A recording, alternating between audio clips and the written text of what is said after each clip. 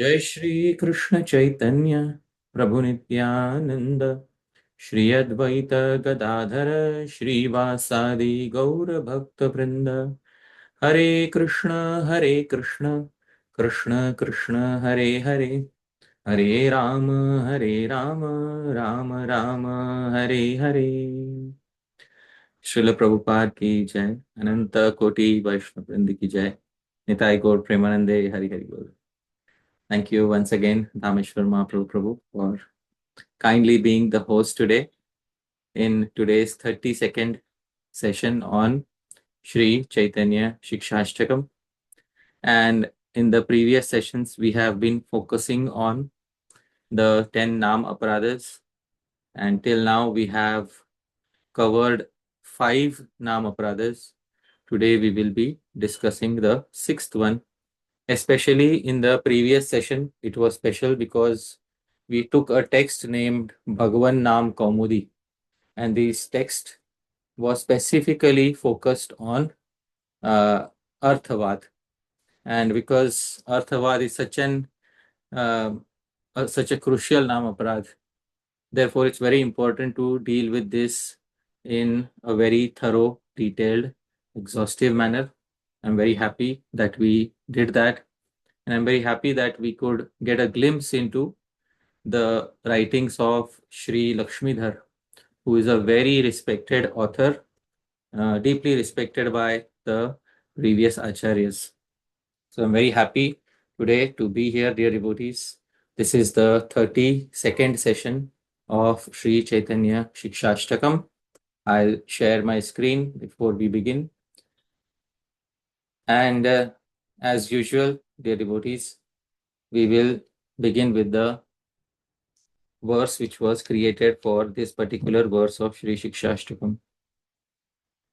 Ekatmani dvyavasthayam tridehe vakchatushtaye panchatatve shadaksheshu saptachakreshu me tatha sada vishatu gauranga Mahāprabhu ramyam shikshashtakam yena dhanyah syam bhuri bhurishah. Dear devotees, we have seen the translation of this verse many times. So I'll skip reading the translation. We'll go to the special verse for today pertaining to Shri Harinam. And this is a very nice verse, dear devotees. It's from an anonymous source, but it's a very nice verse. Vipado naiva vipada, sampado naiva sampada, vipad vismaranam vishnu, sampannarayana smriti. Is Vipado naiva vipadah. Calamities in this world are not truly calamities. Sampado naiva sampadah. And good fortune in this world is not truly good fortune. Fortunes are not truly fortunes. Then what is the true calamity? Vipad vismaranam Vishnu. The true calamity in this world is the forgetfulness of Vishnu. And Sampan. And the true fortune in this world is his remembrance. Now, when we hear verses like these, we may feel that, these verses are glorifying Hari Nam to such an extent and glorifying the remembrance of Vishnu to such an extent.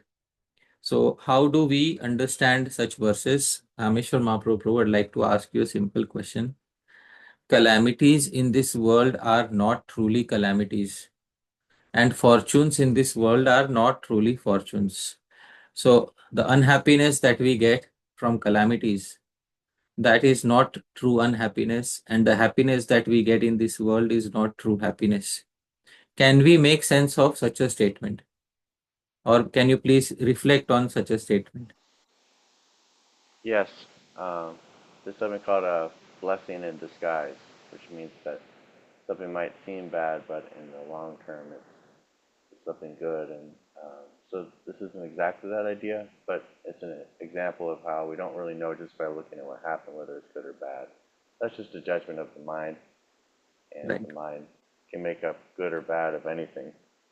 right, But our real interest is in our relationship with God, and so whether things seem to be going good or bad, that's really just superficial.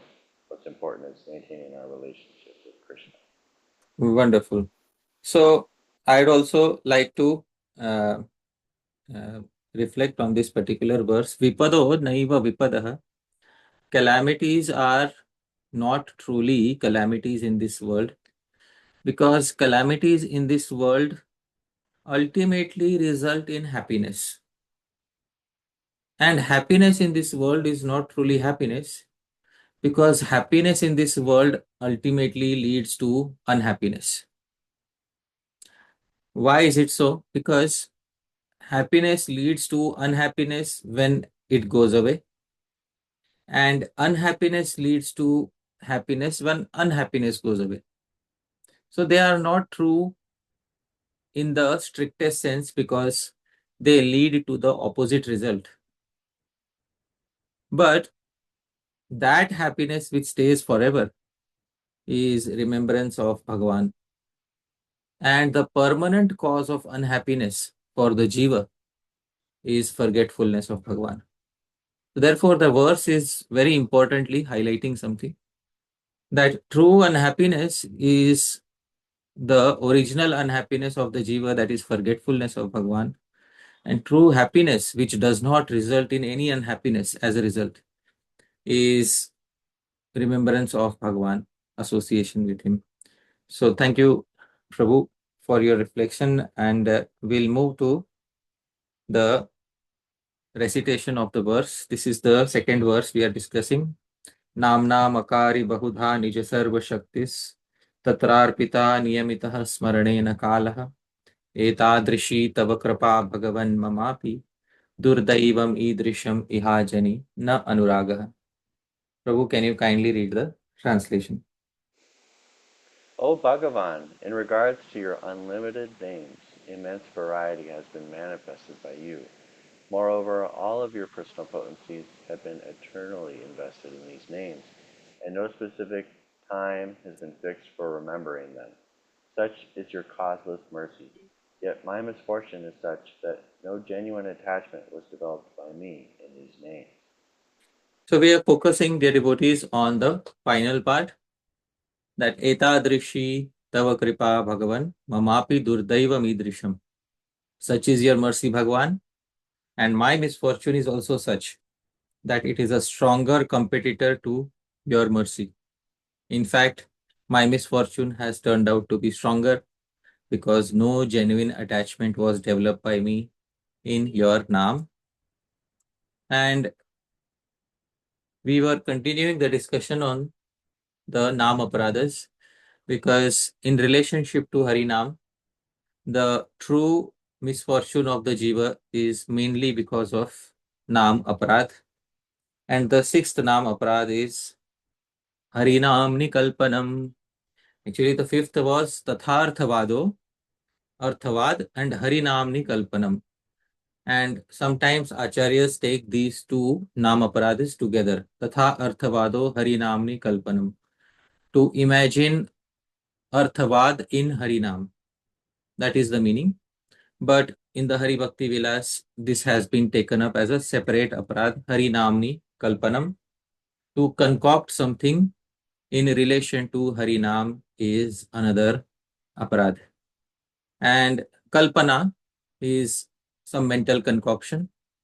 We will look into the details of this particular aparad and how it applies to our day-to-day practice of Shri Harinam. Shri Sanatan Goswami explains about this particular aparad. He says, Harinamni Kalpanam Cha. Harinamni Kalpanam Cha. By Cha, he is indicating that Harinamni Kalpanam is a separate aparad. And what is the meaning of it? Tan Mahatmya Artha Parityagena Durbuddhya Vritha Arthantara Kalpana Cha Eko Aparadha iti Artha. To concoct something in relation to Harinam is another aparad.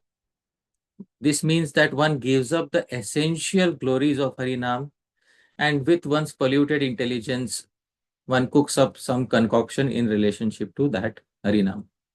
And now there are many mental speculations that come about in relation to Harinam. Today we'll try to discuss most of those mental speculations, although it is impossible to discuss all the mental speculations because the nature of mental speculations is that they keep growing. But the most important mental speculations in relationship to Harinam will be discussed today. Shri Jiva Goswami also explains this particular aparad in the Bhakti Sandarbha, and he explains very nicely. He says, Kalpanam tan mahatmya gaunata karanaya gatyantara chintanam. He says, what is the meaning of Kalpanam, concoction? He says it refers to the attempt of explaining Harinam in such a way that it leads to the trivialization of its glories. Then he quotes a verse to support his stance. Yatha uktam kaurme vyasa gitayam. The Vyasa Gita section of the Kurma Puran confirms this. Deva drohat guru droha koti koti gunadhikah jnanapavado nastikyam tasmat koti gunadhikam. Deva drohat guru droha koti koti gunadhika. Offenses unto Guru are millions and millions of times worse than offenses unto Devatas. But Jnanapavado Nastikyam Tasmat Koti Gunadhikam. But millions of times worse than offenses unto Guru is to exhibit disbelief by trivializing the knowledge given in Shastra. And this is the verse he quotes to show Harinamni Kalpanam, that it is a very severe aparadh to trivialize that Shastra which is glorifying Harinam, the devotees, and to say that these glories are not exactly like that, but you need to understand that Harinam doesn't work like this. And then to try and explain it in some other way. I'll give a very simple example of this. Somebody reads a statement that one Harinam can destroy unlimited pap, unlimited sins. And then he is explaining this statement in a class. And then while explaining it, he doesn't explain it literally, but tries to give a roundabout explanation of it, and then says, actually, one Shudhanam destroys. Or he says, one Nam may not be sufficient. One Nam uttered every day throughout your life destroys. Or he may say, one Nam uttered at the moment of death destroys. So in this way, he tries to trivialize the glories of Harinam and add some mental speculation to it. This is called Harinamni Kalpanam. There are many other examples of speculation, and when we discussed this aparadh in the Upadeshamritam series, at that time I had made some of those speculations very clear. Some people imagine that only after chanting a specific quantity you will get perfection. Unless you chant that particular quantity, you cannot get perfection. Some others imagine that only when you chant in a specific time will you get perfection. If you chant out of that time period, you cannot get perfection. So these are many imaginations, and these imaginations ultimately end up trivializing Harinam's glories as they are mentioned in Shastra. Shastra gives the exact glories of Shri Harinam, and because there are many individuals who are unable to put faith in those glories, they try to explain it away in ways which trivialize those statements of Shastra. And that leads to Harinamni Kalpanam, or to imagine something in relation to Harinam that is not mentioned in Shastra. So, first and foremost, we need to understand something, that there is a difference between chanting Nam and chanting Mantra. And this difference has been clarified by Srila Bhakti Siddhanta Saraswati Thakur Prabhupada. Srila Bhakti Siddhanta Saraswati Thakur Prabhupada says something. What is the difference between Nam and Mantra? Dhāmeśvara Mahāprabhu, can you kindly read what he says? Any mantra that starts with a bija, like Om, Clean, and so on, and ends in the fourth dative case, Krishnaya, Shivaya, or any mantra that starts with Om and ends in the fourth dative case should not be chanted loudly. But nama, or the vocative form of names, as well as mantras that do not include bija or om, and which end not in the fourth dative case, but with the word namaha, can be chanted loudly. For example, Haraye Nama Krishna Yadavaya Namaha is chanted loudly. Wonderful. So, what he is saying is there is a difference between mantra and naam. And how do mantras begin? Mantras begin with a bija. Bija is a seed, and the seed contains the essence of that particular mantra. And I have given here two bijas. There are many more bijas mentioned in Shastra, but these are two prominent bijas. And the mantra should end in the fourth case. Fourth case means usually it ends with Aya, Krishnaya, Shivaya, Om Namo Bhagavate Vasudevaya. So that Aya is fourth dative case. And fourth dative case indicates unto. So unto Krishna, unto Shiva, unto Vasudeva. So Namaha. So Om Namo Bhagavate Vasudevaya. There is a rule in Sanskrit grammar. Namaha, Swasti, Swaha, Swadha, Vashat, Alam, Yogacha, which says that in when these terms Namaha, Swasti, Swaha, Swadha, Vashat, these terms are present, you have to use the fourth dative case. Since Namaha is there, so along with Namaha, you have to use fourth dative case, Krishnaya, Shivaya, Vasudevaya, etc. So mantra that starts with bija, mantra ends in the fourth dative case, it should not be chanted loudly. It is received from a guru and it is received softly in the ears. But nama is vocative case. Vocative is we are calling out, Hey Krishna, Karuna Sindho. Karuna Sindho is O ocean of mercy. Dina Bandho, O friend of the fallen. Jagatpate, O Lord of the world. This is vocative case. In Sanskrit grammar, there are many cases of nouns: nominative, accusative, instrumental. Fourth is dative, as mentioned here. Ablative, genitive, locative, and final is vocative. Vocative is calling out to somebody. So these are all the cases that are possible with nouns in any language. So vocative is O Krishna, O Ram, Hare Krishna, O Hare, O Ram, O Krishna. So these can be chanted loudly because they don't have a bija. And sometimes you find without a bija something namaha followed by the name. Because the bija is not present, you can chant it loudly. Haraye namaha Krishna Yadavaya namaha. So a mantra should contain a bija. And we will see a praman for that today. Naam does not contain a bija. Naam can be chanted loudly. Mantra has to be chanted softly. Now, dear devotees, in relationship with mantras, there are many rules. And these rules are what cause people to sometimes concoct something in relation to naam also. Because these rules are for mantras. These rules are not for naam. These rules are for mantras. And what individuals do sometimes is take these rules as it is and apply it on naam japa. So they take rules of mantra japa, they apply it on naam japa. And this causes Hari Namni Kalpanam, that they try to imagine something in relationship to Harinam, which is not recommended by Shastra. For example, dear devotees, first is rules related to Diksha in the mantra. So there are stringent rules for Diksha. You cannot utter a mantra without getting Diksha. Then there are rituals to be followed before mantra japa. Now, when I am using the term mantra, please try to understand Vedic mantra. All right, or mantras which are mentioned in Vedas or Tantras. These are mantras. And when I say Naam, it refers to Harinam. So there are stringent rules to be followed before mantra japa, Gayatri, Kam Gayatri, etc.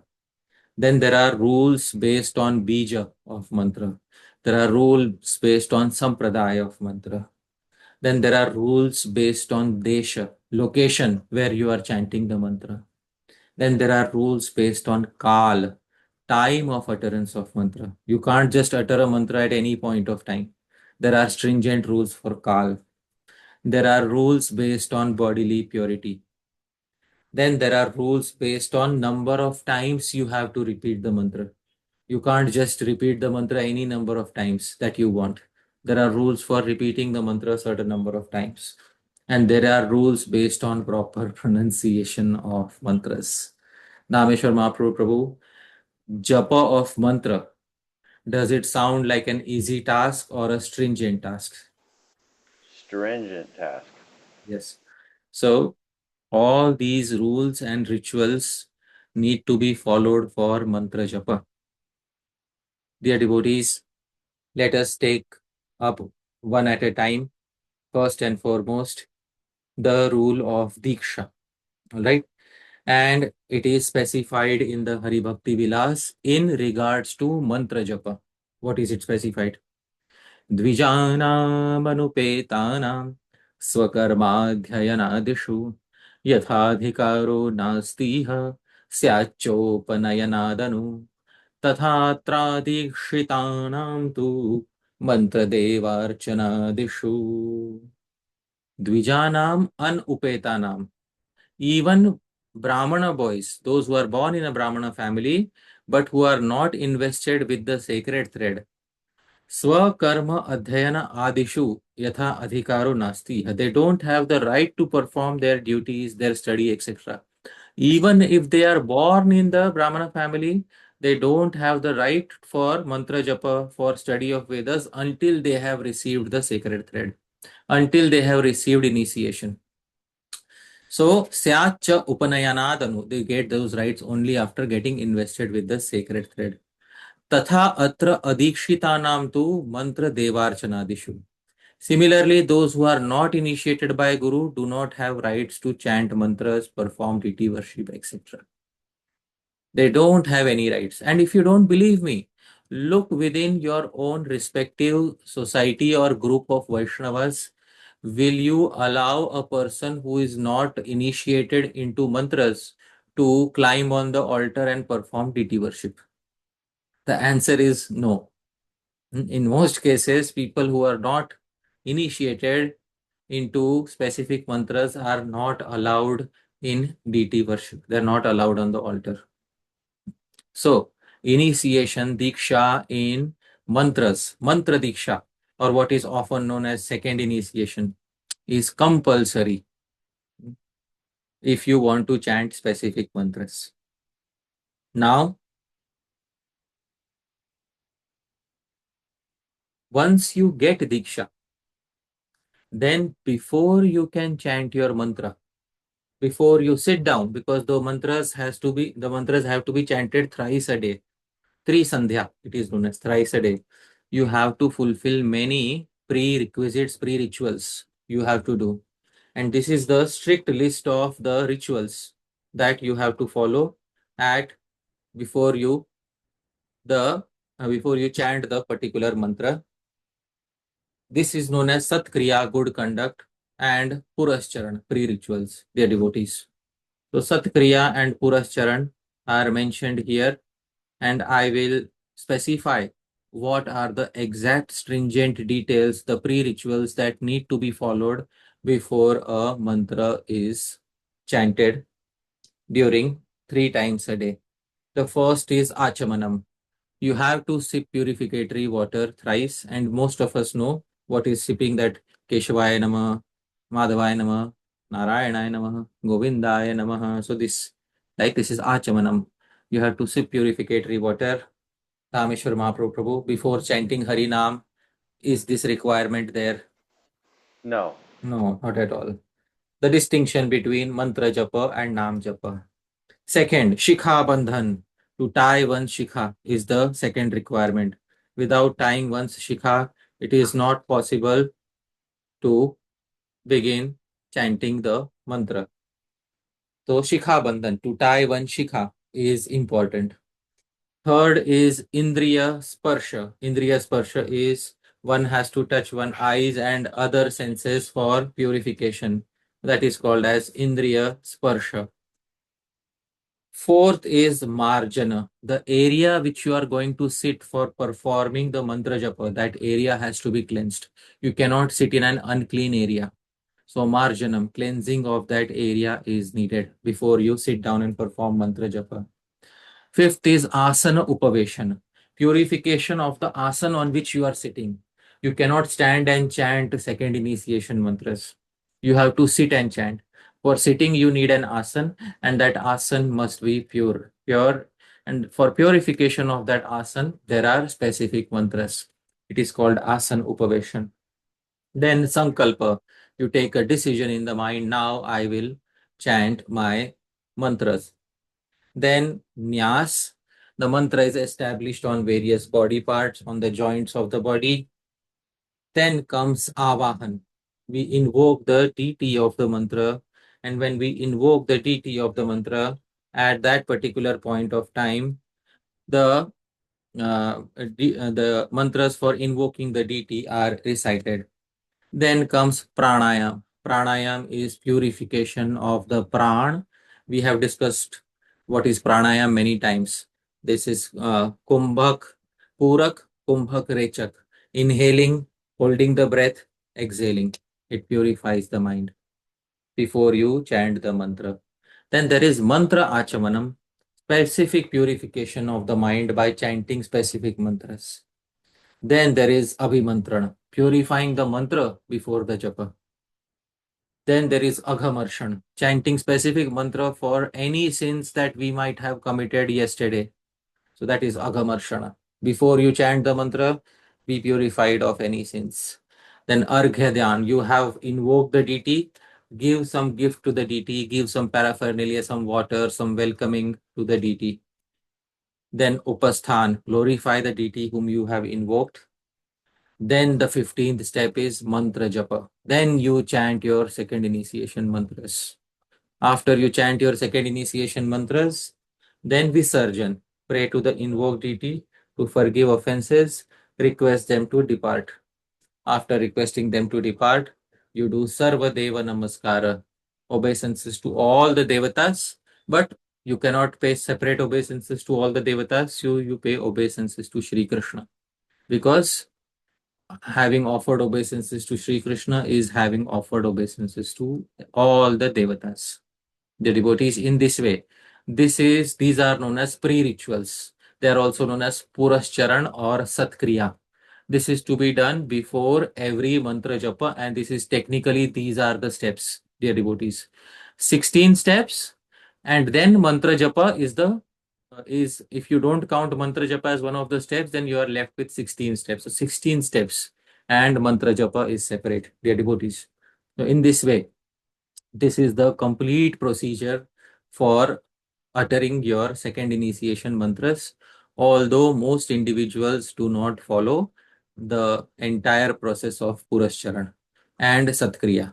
But we should know technically, historically, what is expected from a person who does mantra japa.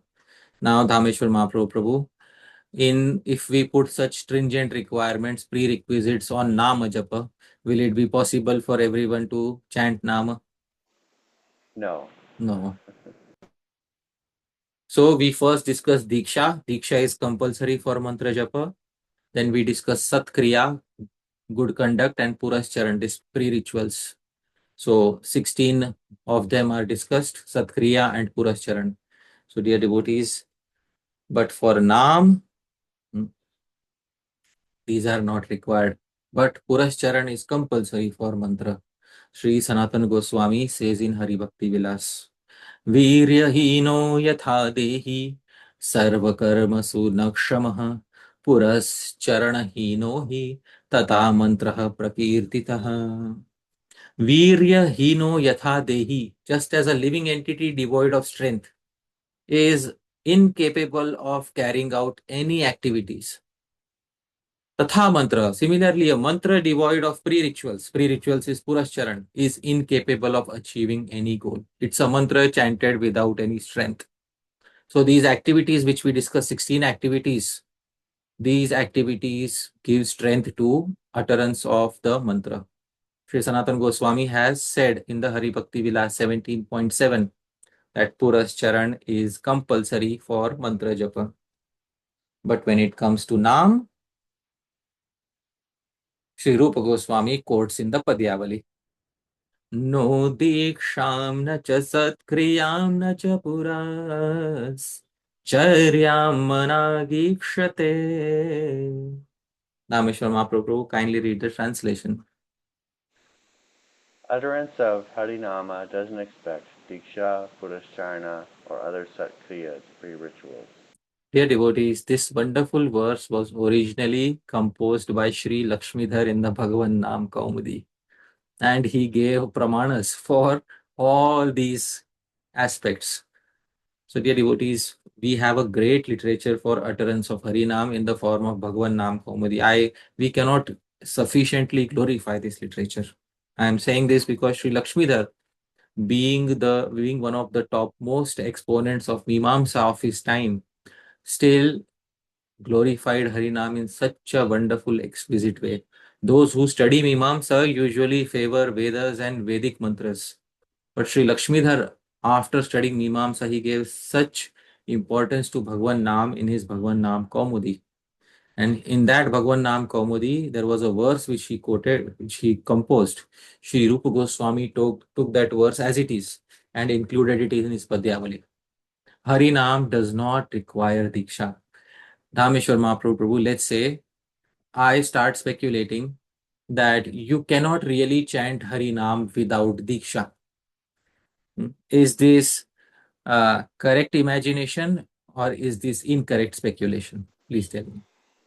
Incorrect speculation. Incorrect speculation. Dear devotees, even those who are not initiated are eligible for chanting Harinam. Another speculation. Unless you are initiated, Harinam will not give you fruit, the result. Is this correct, Dhāmeśvara Mahāprabhu, or incorrect? Incorrect. Incorrect. Even without initiation, Harinam can give results.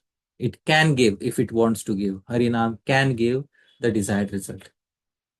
So then what is the need of taking Diksha? What is the need of accepting Diksha then? Somebody may say that there is no need of accepting Diksha.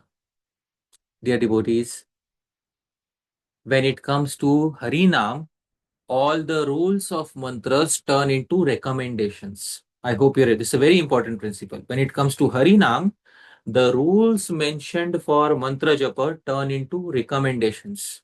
So although Diksha is not a rule for Harinam, Diksha is a recommendation for Harinam. It's a recommendation for Harinam.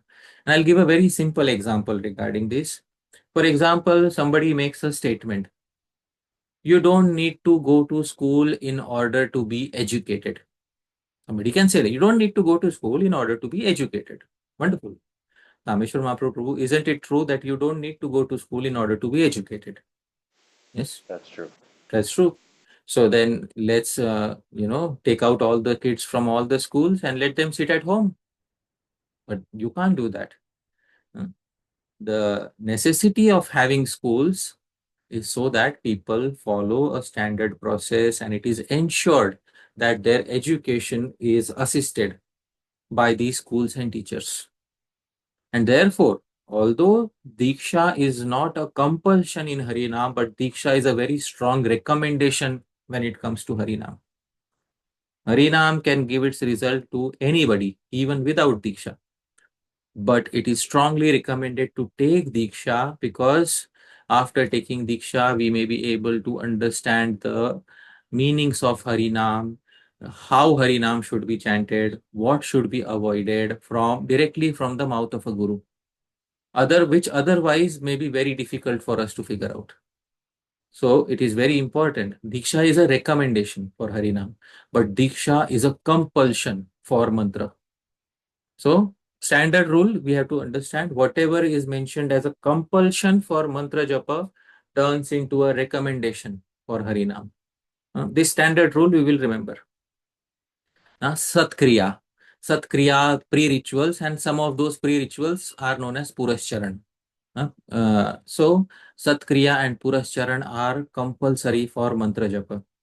But for Harinam, it doesn't expect any Satkriya, any Purascharan. Although, if you perform Purascharan even before Harinam, if you invoke the deity, if you call Bhagavan, Bhagavan, please be present in front of me before I chant this japa. You take Sankalpa, Bhagavan, today I will chant 16 rounds for your pleasure.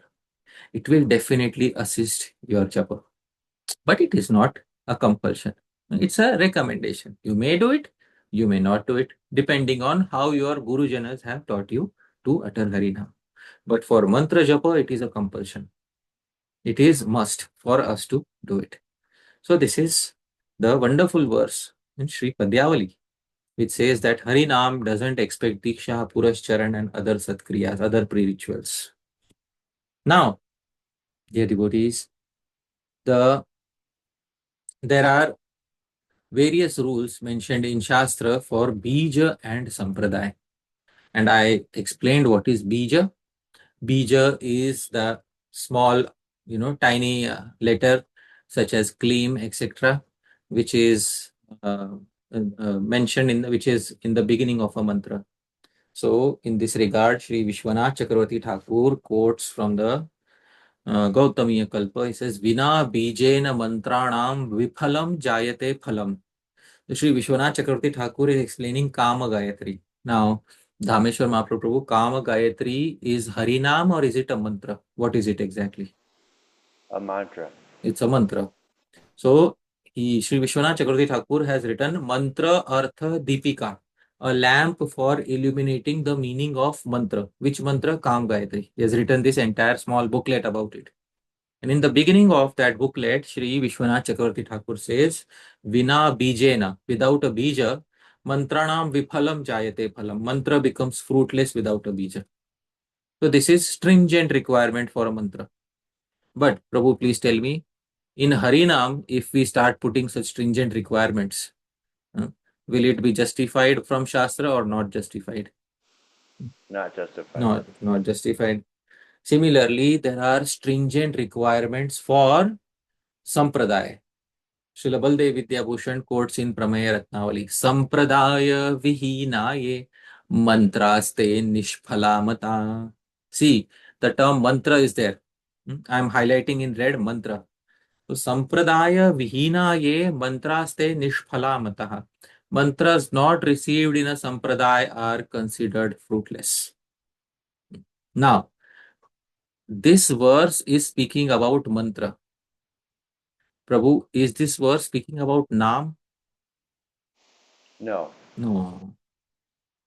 So whenever we quote this mantra, Sampradaya Vihinaye Mantraste Nishphalamata, then we have to understand that the literal translation is mantras without a sampradaya are considered fruitless. But Naam without a sampradaya is not considered fruitless. Even without a sampradaya, Naam can give fruit. Why? Because if we put the stringent requirement of 4 sampradayas even on Naam, then what will happen is those poor people who don't have access to 4 sampradayas will not be able to have a chance of attaining the highest fruit from the tallest tree.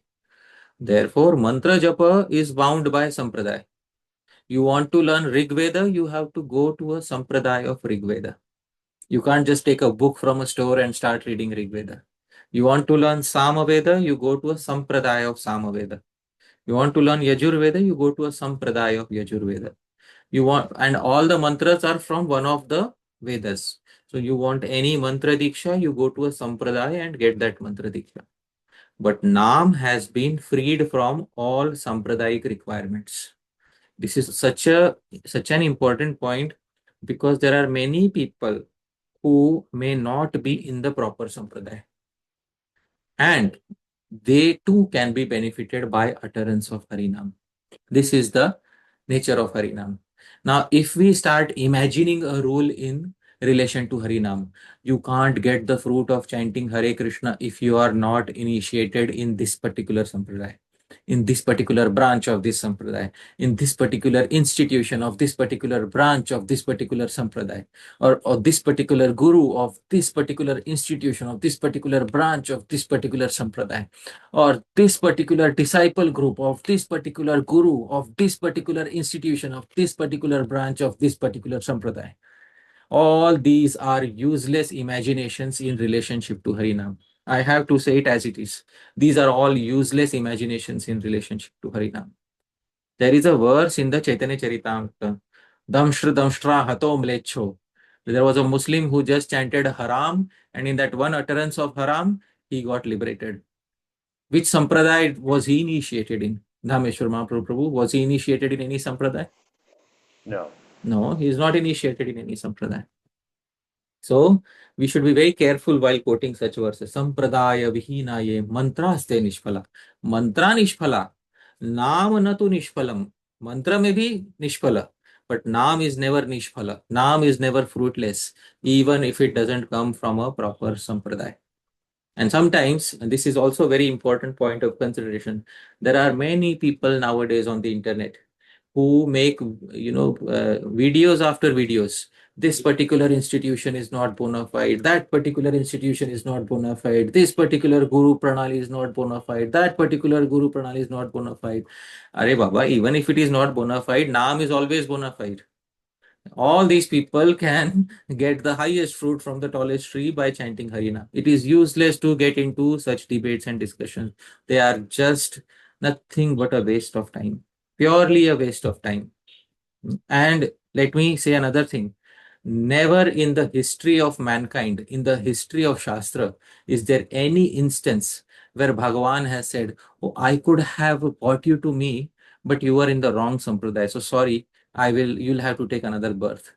There is never a single instance in the history of the Shastra mentioned where it is said that Bhagavan denied somebody prema because Bhagavan thought that he or she was in the incorrect sub-branch of the incorrect branch of the incorrect sampradaya. Dear devotees, in this way, one should understand that all those who are chanting Harinam, even if according to us they are not in the proper sampradaya, still they have a chance at attaining the highest fruit from the tallest tree. Human tendency is to get biased against people who don't belong to one's group. But when we are uttering Harinam, we should remove such biases from within our mind. Otherwise, Harinam Nikalpanam. Otherwise, we are imagining something in relationship to Harinam. A rule which is not given in Shastra. If we imagine such a rule, then we ourselves get affected by the sixth aparad, Harinamni Kalpanam. Very important, dear devotees. Now, rules based on, there is Desha. Desha is location. Dear devotees, there are rules based on Desha for mantra. And what are the rules? I'll give a sample of such a rule. In the Hari Bhakti Vilas, Sri Sanatana Goswami says, Grihe tveka gunam chapyam, nadyam tu dvigunam smritam, gavam goshthe dashagunam, agnyagare dashadhikam. Mantra japa grihe tu ek gunam. Inside the home gives it standard result. Nadyam tu dvigunam smritam. It gives twice the result when done semi-submerged in a river. Sometimes you might have seen there are people who are submerged till their chest in the river and they are chanting their Gayatri mantras. Why do they do that? Because it gives twice the result. Gavam goshthe dashagunam. 10 times the result when done in a cowshed. Because within the body of the cow, all the deities, all the devatas are present. And Agni agare dashadhikam. And more than 10 times in a place where fire sacrifices are conducted. So this is a rule based on Desha, location. But this rule, especially dear devotees, doesn't apply in case of Harinam. Harinam can give millions of times of result even inside home, and it may not give any result inside a cowshed or a place where fire sacrifices are conducted. So, but these can become very good recommendations. Very good recommendations. Sometimes we go to a holy place, a tirtha. We are taking a bath in a sacred river. That's a very good time for chanting Harinam. or for chanting your second initiation mantras. If you are initiated into mantra, when you take a bath in a holy river, that is one of the best times for chanting your mantras. And if you are not initiated into mantras, you just have Harinam, that is still the best time for chanting Harinam. Or if you visit a cowshed, or if you visit a Yagyashala, a place where fire sacrifices are conducted. So in this way, dear devotees, these rules become recommendations for Harinam. Although Harinam may it may override all these recommendations and give a result even in any place in the world. Even in an unclean place, it may give all these results. So we should not speculate in this manner. Oh, you're chanting Harinam in a cowshed, or you're chanting Harinam in a tirtha. Now you are definitely going to get 1,000 times the result. Outside the tirtha, you will not get that result of Harinam which you will get inside the tirtha. Another speculation, dear devotees. You may get, but it is not compulsory when it comes to Shri Harinam. Another such rule. Siddha kshetreshu tirtheshu devatanam cha sannidhau sahasram shatakotinam anantam Vishnu sannidhau.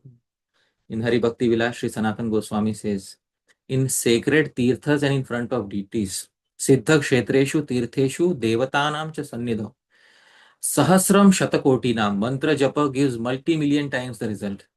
And Anantam Vishnu Sannidhav, and in front of Bhagavan Vishnu, his deity, it gives unlimited result. Therefore, you might have seen sometimes devotees say, oh, when you go to a holy place, you get 1,000 times the result of chanting Hare Krishna. You might have heard this. The origin of all such ideas is this particular verse from the Hari Bhakti Vilas, that you get multiple times the result when you perform your mantra japa in a tirtha. But Dhāmeśvara Mahāprabhu, can this be turned into a rule or is this a recommendation? It's a recommendation. It's a recommendation. You can't force Harinam to give thousands or millions of times the result just because you are uttering it in a tirtha. You can't force Harinam to give unlimited results just because you are chanting in front of a deity of Bhagavan. So these are recommendations when it comes to Harinam. These are not rules. When it comes to Harinam, the rules for place don't apply so strictly. Now there are rules based on Kal. Kal means if you chant at the proper time, then you will get the result for your mantra japa, your sandhya. If you miss the time for sandhya, then you are not going to get any result. There is a very nice verse from the Sandhya Stuti. Swakale sevita nityam sandhya kam dugha bhavet. Akale sevita sacha sandhya vandhya vadhuriva. Swakale sevita, when served at the proper time, sandhya Gayatri Japa bestows all of one's desires. And when served at improper time, that very sandhya becomes like a vandhya. Sandhya and vandhya are rhyming terms. She becomes like a vandhya, a barren lady who doesn't produce any offspring, who doesn't produce any result. So in this way, dear devotees, it's very important. These rules are very stringent for sandhya. Previously, in this very series on Śrī-Caitanya-Śikṣāṣṭakam, I had dealt with timings for sandhya, timings for morning sandhya, timings for afternoon sandhya, timings for evening sandhya. Morning sandhya is topmost when the stars are still visible in the sky. Morning sandhya is mediocre when the rays of the sun are visible but the sun is not visible. Morning sandhya is of the lowest quality after sunrise. I had discussed this in a previous session. Now, afternoon sandhya, the noon sandhya. Noon sandhya is best when the sun is still east of the middle of the sky. Noon sandhya is mediocre when the sun is exactly in the middle of the sky. Noon sandhya is of the lowest quality when the sun has gone to the western direction. Now, evening sandhya.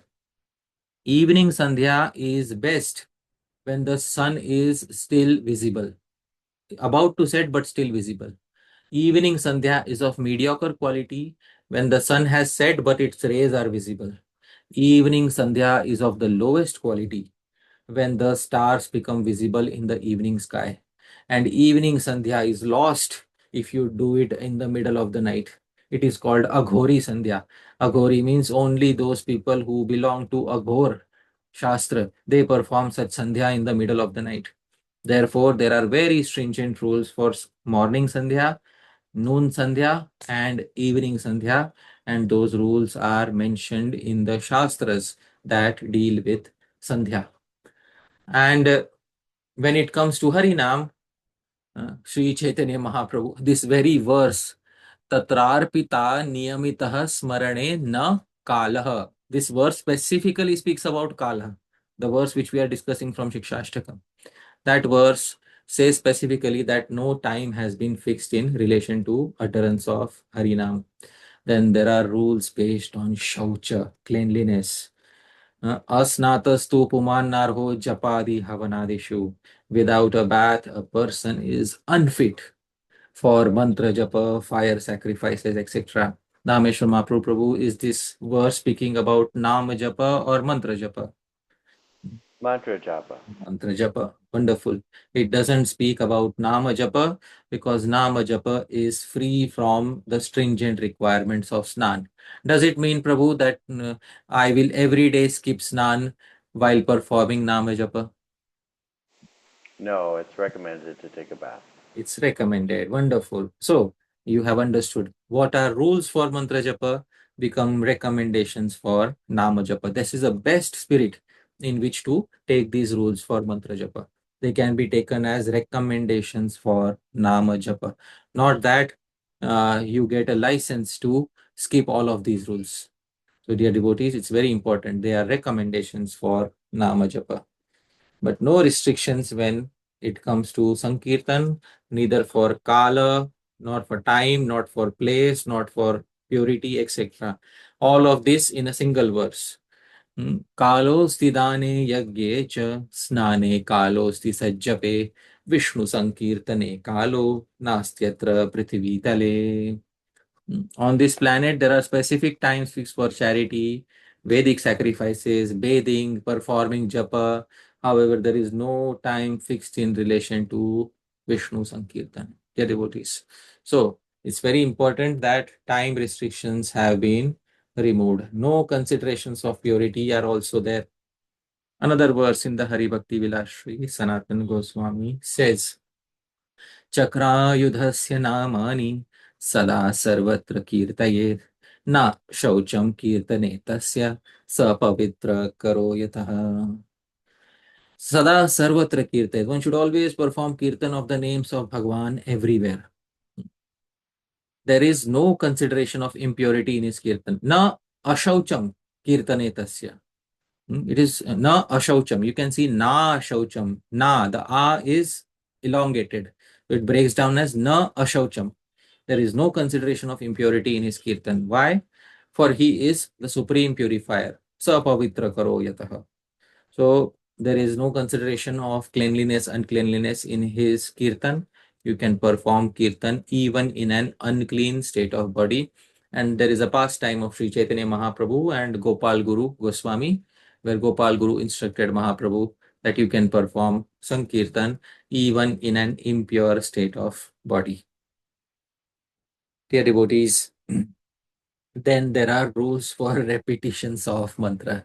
You can't just repeat a second initiation mantra any number of times you want. And Shastra specifies very clearly. This is about Kam Gayatri. Shri Sanatan Goswami is saying, Atharkam mandale krishnam dhyatvaitam tashatha japet. Meditating on Krishna within the sun, one must chant the Kama Gayatri mantra 10 times. Now, those who are second initiated will know that the second initiation mantras are chanted 10 times. Where did this 10 times come from? Where did the stringent requirements of 10 times come? Dashadha. You can see the term Dashadha in the verse. Dashadha means 10 times. You have to japet. Japet is vidhiling. It is the grammatical case named vidhiling. And vidhiling means you must do it. For those of you who don't know what is vidhiling, I will specify one verse from Chaitanya Charitamrita where Shri Chaitanya Mahaprabhu is saying something. I'll break from the presentation and I'll specify a verse. So here Shri Chaitanya Mahaprabhu is saying something. Bhavet kriya vidhiling say iha kai कर्तव्य अवश्य न्यथा प्रत्यवान. Dhāmeśvara Mahāprabhu, kindly read the translation. Here the use of the verb bhavet, which is in the imperative mood, tells us that this certainly must be done. Non-compliance would be abandonment of duty. So, Prabhu, can you see what is the, can you please repeat which verb is it? Bhavet. Bhavet. And Prabhu, in here, which verb, in this verse, which verb is this? Japet. Japet. Bhavet. Both are vidhiling. So, this is, you must do it. This is, in Sanskrit grammar, this is imperative mood. Vidhiling. You must do it. Anyatha pratyavaya. Otherwise, there is a chance that there will be a negative result. So, you cannot just chant unlimitedly. So let's say suppose somebody wants to do unlimited chanting of Kama Gayatri. Then they will have to take instructions from their guru. They will have to see if Shastra allows such unlimited chanting of Kama Gayatri. Also it says, Atha Arka Mandale Krishnam Dhyatva. You have to meditate on Krishna within the sun. So you'll have to see that the positions of the sun thrice a day and only while meditating on Shri Krishna within the sun. How is Shri Krishna present within the sun? Dear devotees, very important consideration. Although this is pertaining to second initiation mantra, how is Shri Krishna present within the sun? A side topic arises here. Shri Krishna is present within the sun because the sun is known as Surya Narayana. Surya Narayan is Bhagavan. Surya is also a manifestation of Narayan. There is Dwadash Aditya, 12 forms of Surya, 12 forms of the sun. One of those Dwadash Adityas is Bhagavan Vishnu, Bhagavan Narayan himself. And therefore, in that way, Bhagavan Shri Krishna is present within the sun. Dear devotees, Bhagavan Shri Krishna is also present within the sun. A more esoteric understanding is because Shri Radha is a worshipper of the sun. And Shri Krishna, dear devotees, will definitely be present in any particular entity that Shri Radha considers worshipable. So this is the mood with which how Vaidhi Bhaktas chant Kama Gayatri, how Raga Bhaktas chant Kama Gayatri. Vaidhi Bhaktas chant Kama Gayatri by looking upon the sun and seeing Surya Narayana. And Raga Bhaktas chant Kama Gayatri by looking at the sun and considering the sun as a worshipable entity of Shri Radha. And therefore the sun has the presence of Shri Krishna within it. Anyways, you are only allowed by Shastra to chant the Kama Gayatri 10 times. You cannot chant more. Dhāmeśvara Mahāprabhu, imagine somebody would come to you and say, you can only chant Hare Krishna Mahamantra 10 times a day, not more. What will you say to such a person? I would say you've made that up. Yeah. You made that up. Of course, yes, you made that up. And this is the classic aparadh, Hari Namani Kalpanam. That you cannot make up any such rule. Let's say another person comes to you and he says, no, unless you chant 64 rounds, you are getting nowhere. Will you agree to such a person? I would say, says who? What would you say? Says who? Says who? So say you have to find a quote from Shastra, and Shastra does not put any restriction on the numbers that one is required to chant Harinam. Now, dear devotees, you can attain perfection by chanting one Naam of Hari. You cannot attain perfection by chanting for many, many lives. There are pramanas for both sides. So, there is no quantity fixed in Shastra, but still, recommended quantities are given by Gurujanas at the time of Diksha. You should chant this much. You should chant this much. So, this is how rules turn into recommendations. Sri Sanatan Goswami gives a warning. Asankhyatam cha yajjaptam tat sarvam nishphalam bhaved. Asankhyatam. Whatever mantra jap is done without keeping account, tat sarvam nishphalam bhaved, becomes completely useless. Dear devotees, imagine somebody saying, if you chant Hare Krishna Mahamantra without keeping account, it is useless.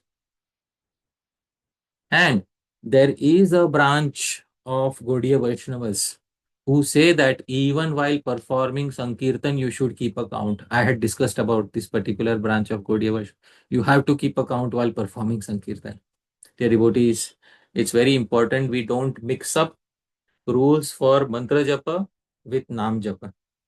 So because of this confusion of rules for mantra japa with nam japa, there are some individuals who have started saying that if you don't keep a count of Sankirtan, then your Sankirtan will be useless.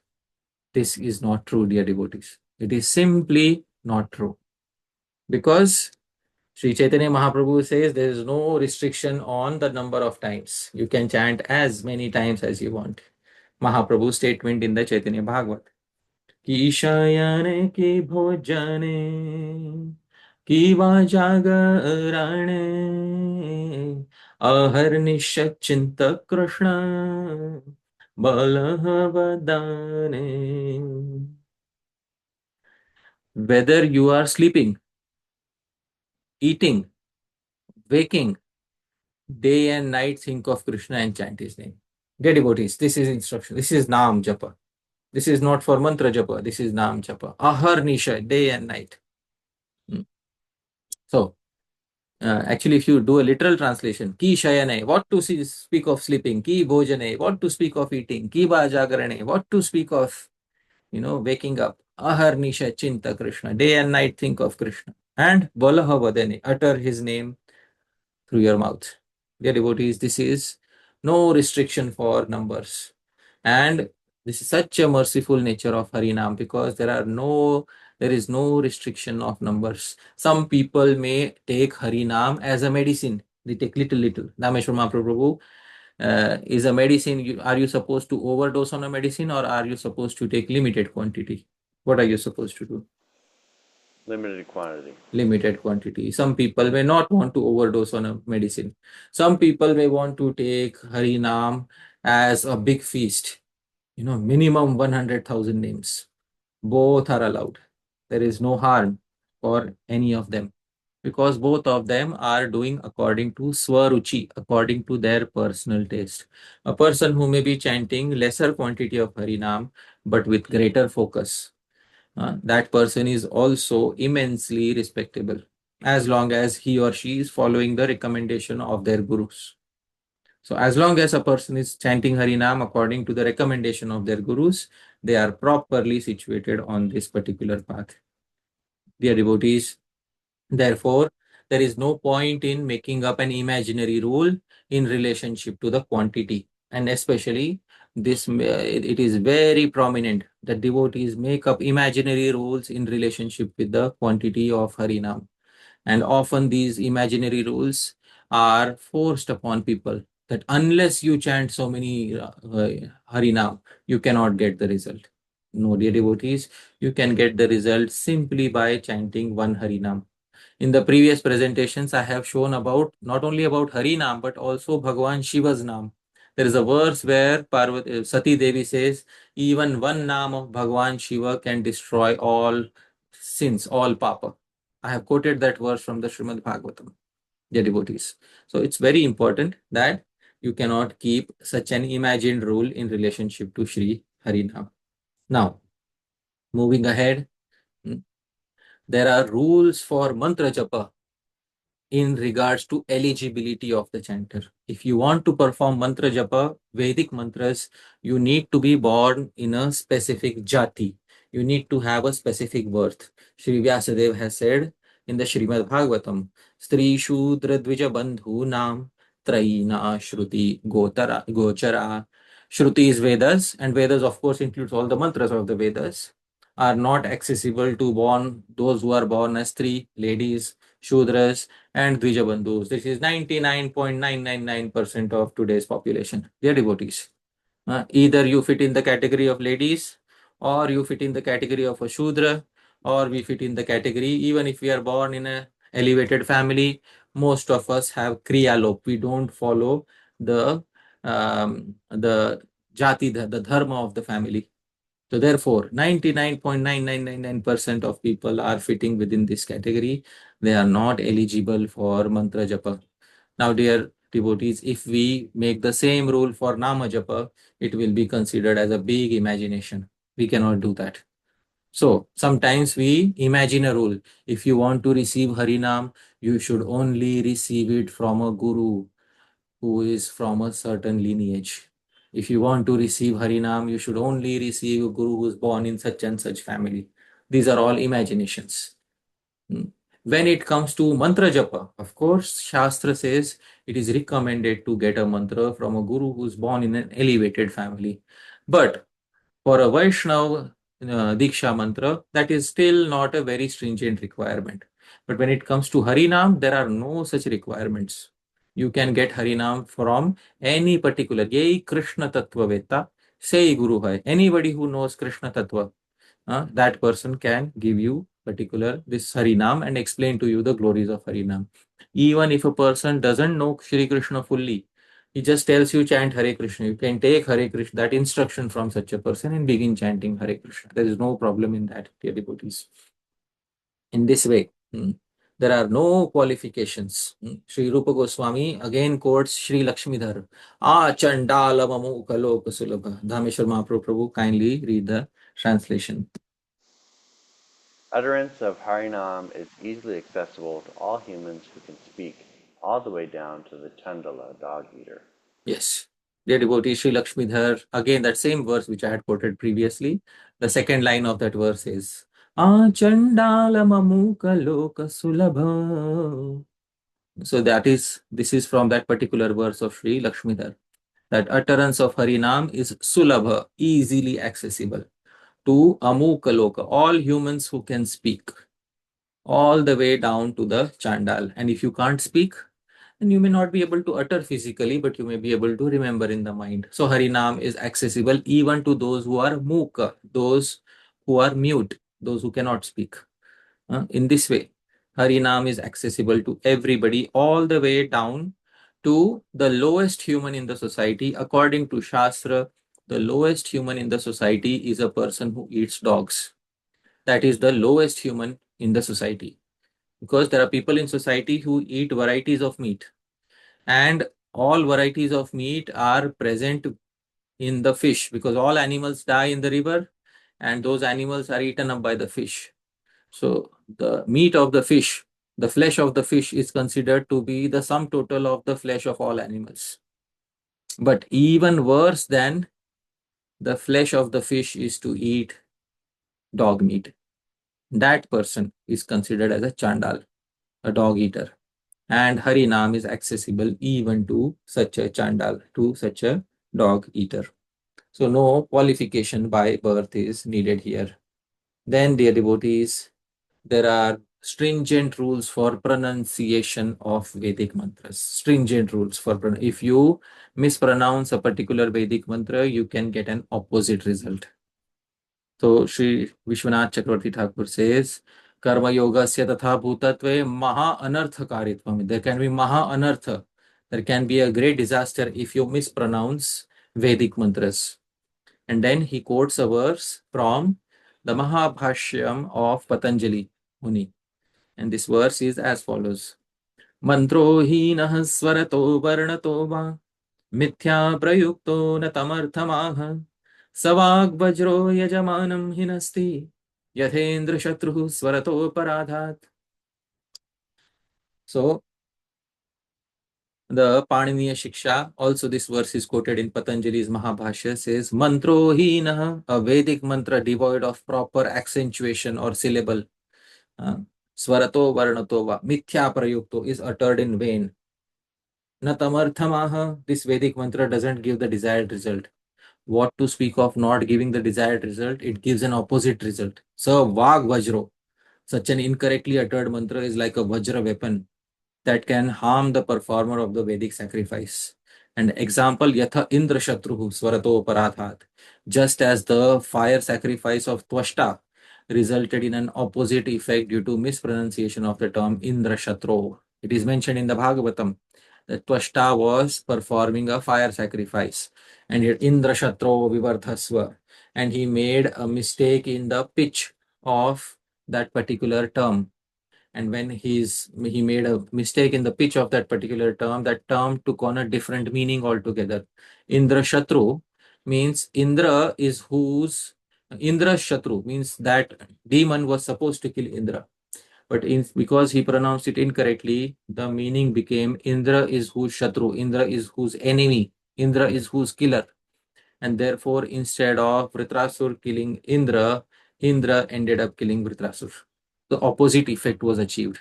And this is mentioned very clearly in the Bhagavatam. Those of us who want to see that particular verse from the Bhagavatam, I will point out that particular verse. This is from the 6th canto of Srimad Bhagavatam, 6, 9, 11. You can see right there in the Srimad Bhagavatam. हतपुत्रस्ततस्त्वष्टा जुहावेन्द्राय शत्रवे Indra शत्रो विवर्धस्व माचिरम जहि विद्विषम. This is the exact place mentioned in Srimad Bhagavatam. Indra Shatro is the exact term which Twashta made a mistake while uttering the mantra. And Twashta is one of the priests of the Devatas. Even if Twashta makes a mistake, his mantra will not give the desired result. What to speak of ordinary humans if they make a mistake. Therefore, many Vedic mantras do not give the desired results or give opposite results because of mispronunciation. Dear devotees, but such mispronunciation considerations are not present in Harinam. And there is a very nice verse in the Chaitanya Bhagavat regarding this. I will share this verse here, devotees. Please have a look at this verse. This is Adi Khand 11.108, where it is said, Murkho vadati vishnaya, dhiro vadati vishnave, ubhayostu samam punyam, bhavagrahi janardana.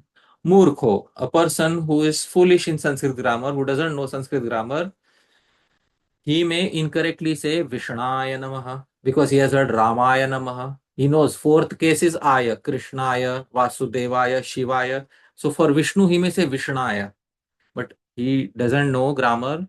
For Vishnu, it is not Vishnaya. For Vishnu, it is Vishnave. So he has to say Vishnave. So at the time of offering obeisance to Lord Vishnu, a foolish person chants Vishnaya Namaha. This is improper due to faulty grammar. And a learned person chants Vishnave Namah. This is the correct grammatical form.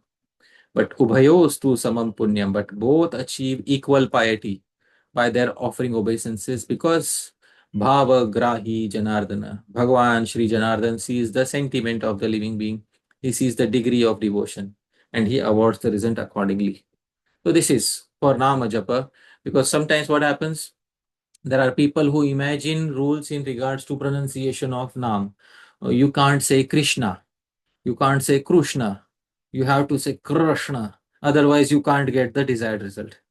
So you cannot imagine such rules in regards to Harinam. Although for those of us who have studied grammar, it is very tempting to say that you have to have the exact pronunciation for Krishna's names, but you cannot make such a rule in relation to Shri Harinam, because those who have studied Sanskrit grammar, they are very pinpointed about pronunciation. So if you say that Krishna is incorrect pronunciation. Why? Because Krishna is Kri, E. And so that is not the correct. Some say Krishna. Krishna is U. That is not the correct pronunciation. So if you have seen in Roman case, Krishna, the R has a dot below it. It is a vowel. So the exact pronunciation should be Krishna. The R should be extended. Krishna. Hare Krishna. That is the exact pronunciation. Now, it would be so tempting to say this, but it's so difficult to pronounce like the Hare Krishna, Krishna Krishna, Hare Hare.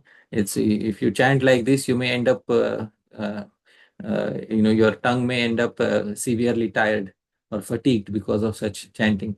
So Bhagavan is Krishna. If you like Krishna, easier pronunciation, you can Mukh Sukh, whatever makes your mouth happy.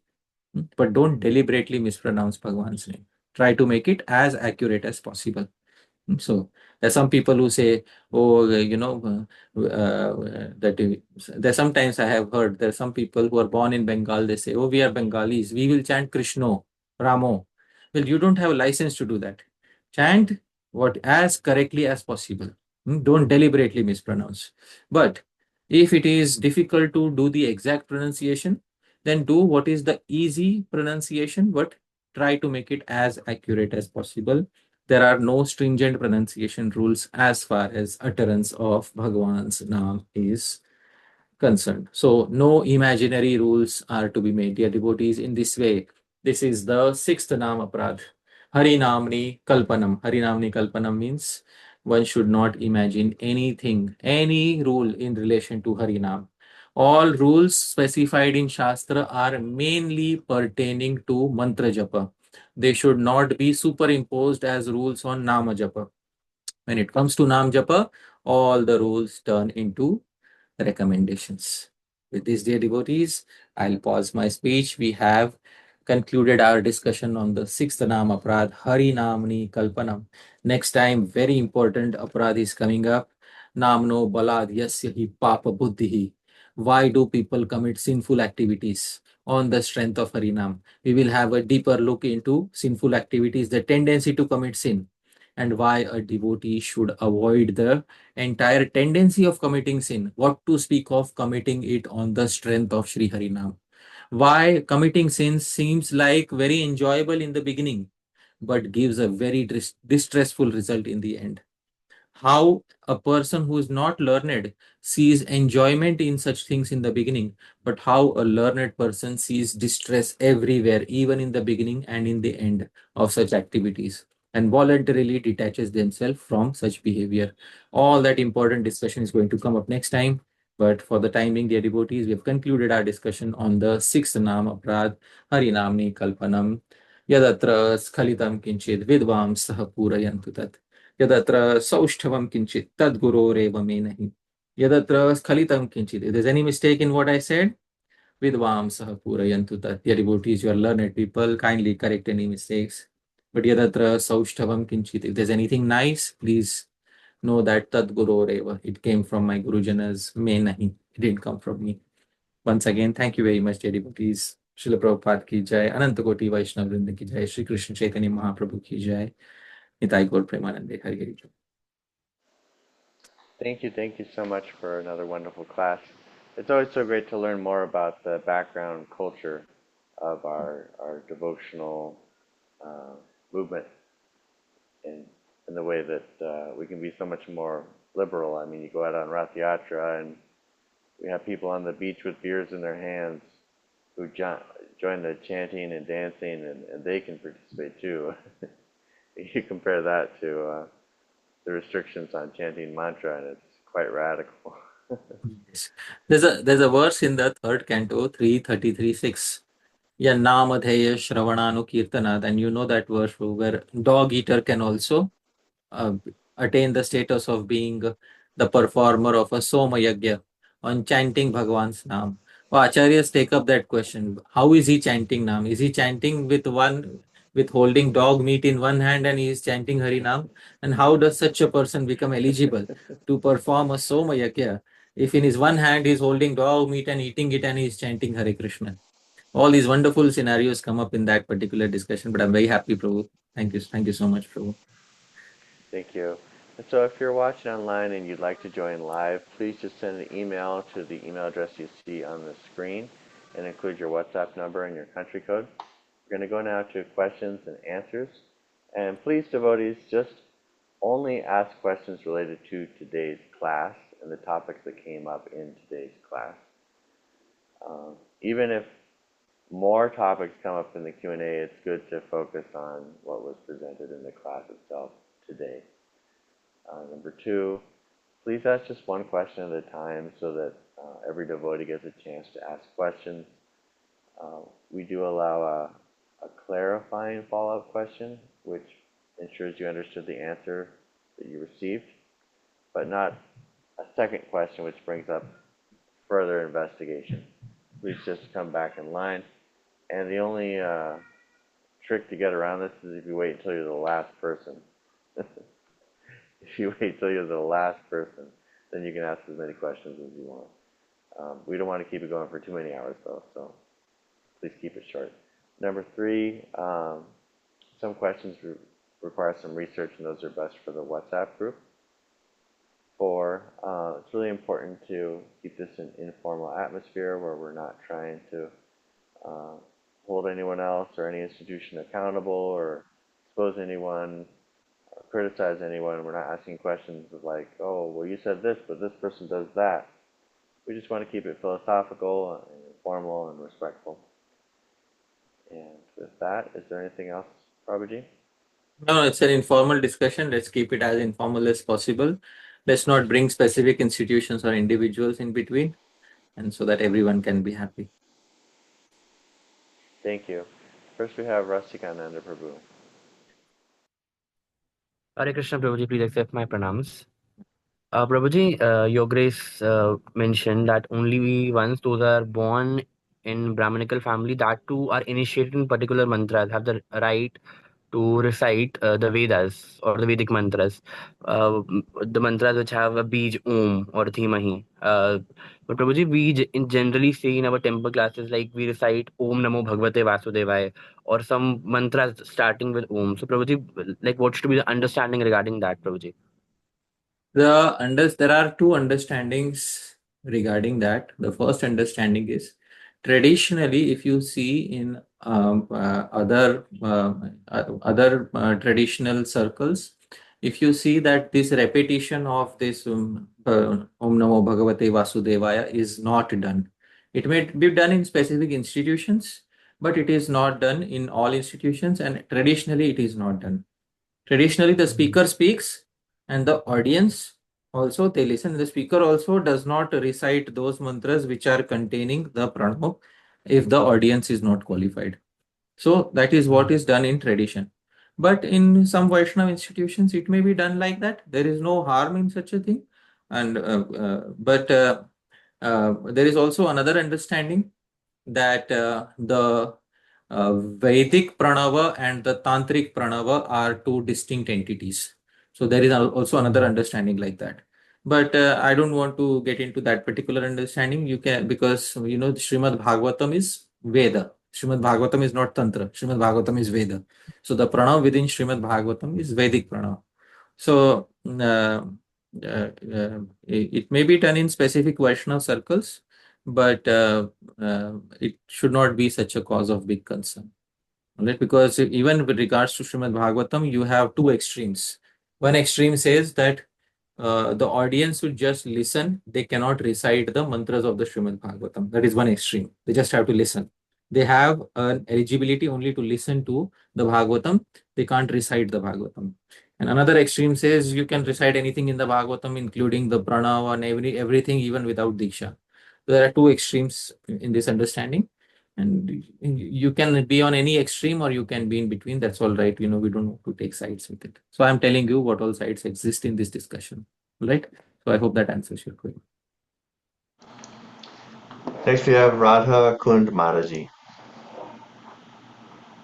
Hare Krishna Prabhu, Dandavat Pranam, Jai Shri Prabhupada. Thank you so much for the wonderful lecture. Thank you also for removing all the speculations and chanting Hare Krishna mantra and also Gayatri mantras.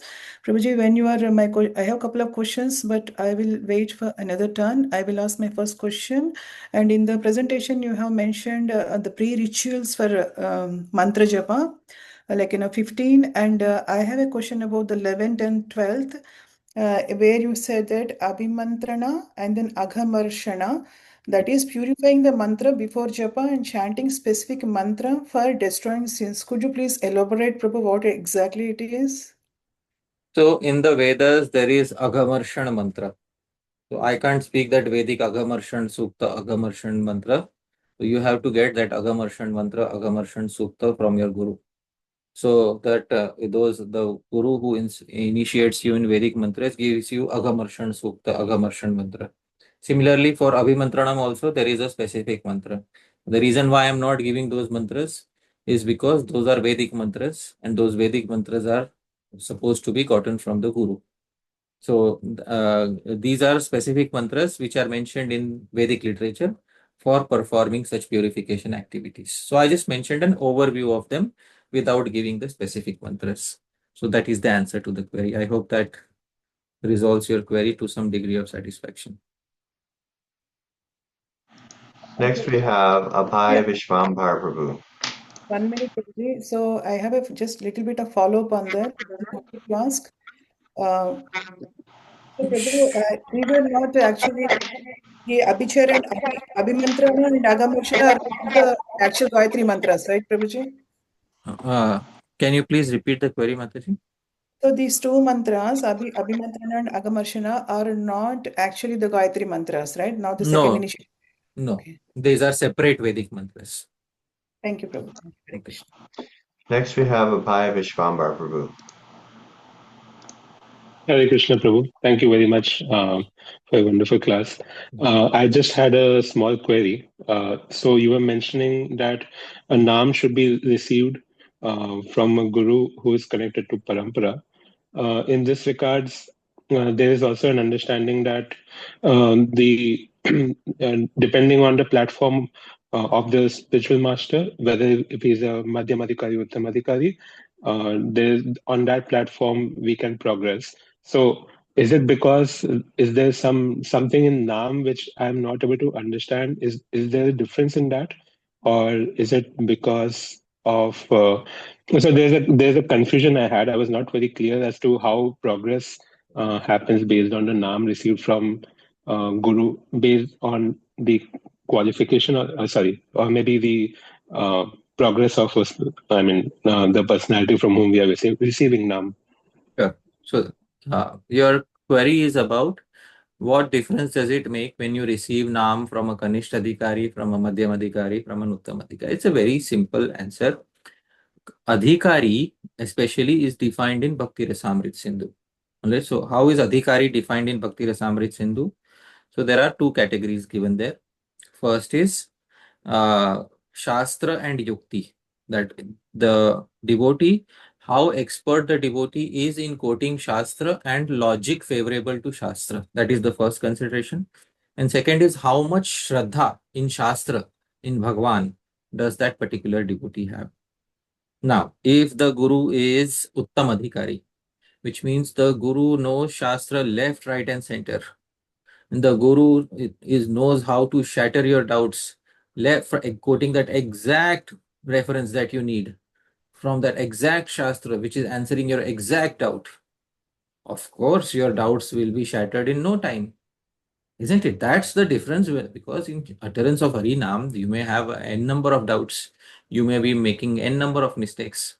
And then the Uttamadhikari Guru tells you, see, this is the issue. You resolve this issue and your doubts. Here is the answer to your doubts from Shastra. That's it. You don't need anything else. Right? So that instruction that comes from the Uttamadhikari Guru is of the highest caliber, because it is a very specific medicine for a specific problem. Now, Madhyamadhikari doesn't know Shastra so much. Knows, but not so much as the Uttamadhikari. But his faith in Shastra is very strong. So the Madhyamadhikari may be able to help you to a certain extent. But beyond a certain extent, the Madhyamadhikari is helpless. He has to refer you to a higher authority. And the Kanishtadhikari has very little knowledge of Shastra. And the faith is also little soft. So a Kanishtadhikari may himself be full of doubts. You go and say, Guruji, I have this doubt. Oh, I couldn't imagine. Yeah, I never thought about this doubt. Yeah, you put me in doubt by asking a doubt. That is sometimes the position of a Kanishtadhikari. By your asking a doubt, they may fall into doubt. So then what to do? Isn't it? So that makes the entire world of difference when you receive Naam from Kanishtadhikari, Madhyamadhikari, Uttamadhikari. And this is Adhikari. Then there is Kanishta Bhagavat, Madhyam Bhagavat, Uttam Bhagavat given in the Srimad Bhagavatam. The highest Bhagavat is somebody who sees Bhagavan's presence everywhere. So not only does such a person know Tattva, but such a person also knows Rasa. So when they instruct you, that instruction will also be filled with Rasa Vichar. And Rasa Vichar will permeate your heart, and it will have a transformation of heart. So it's not simply Gyan, it is also Vigyan.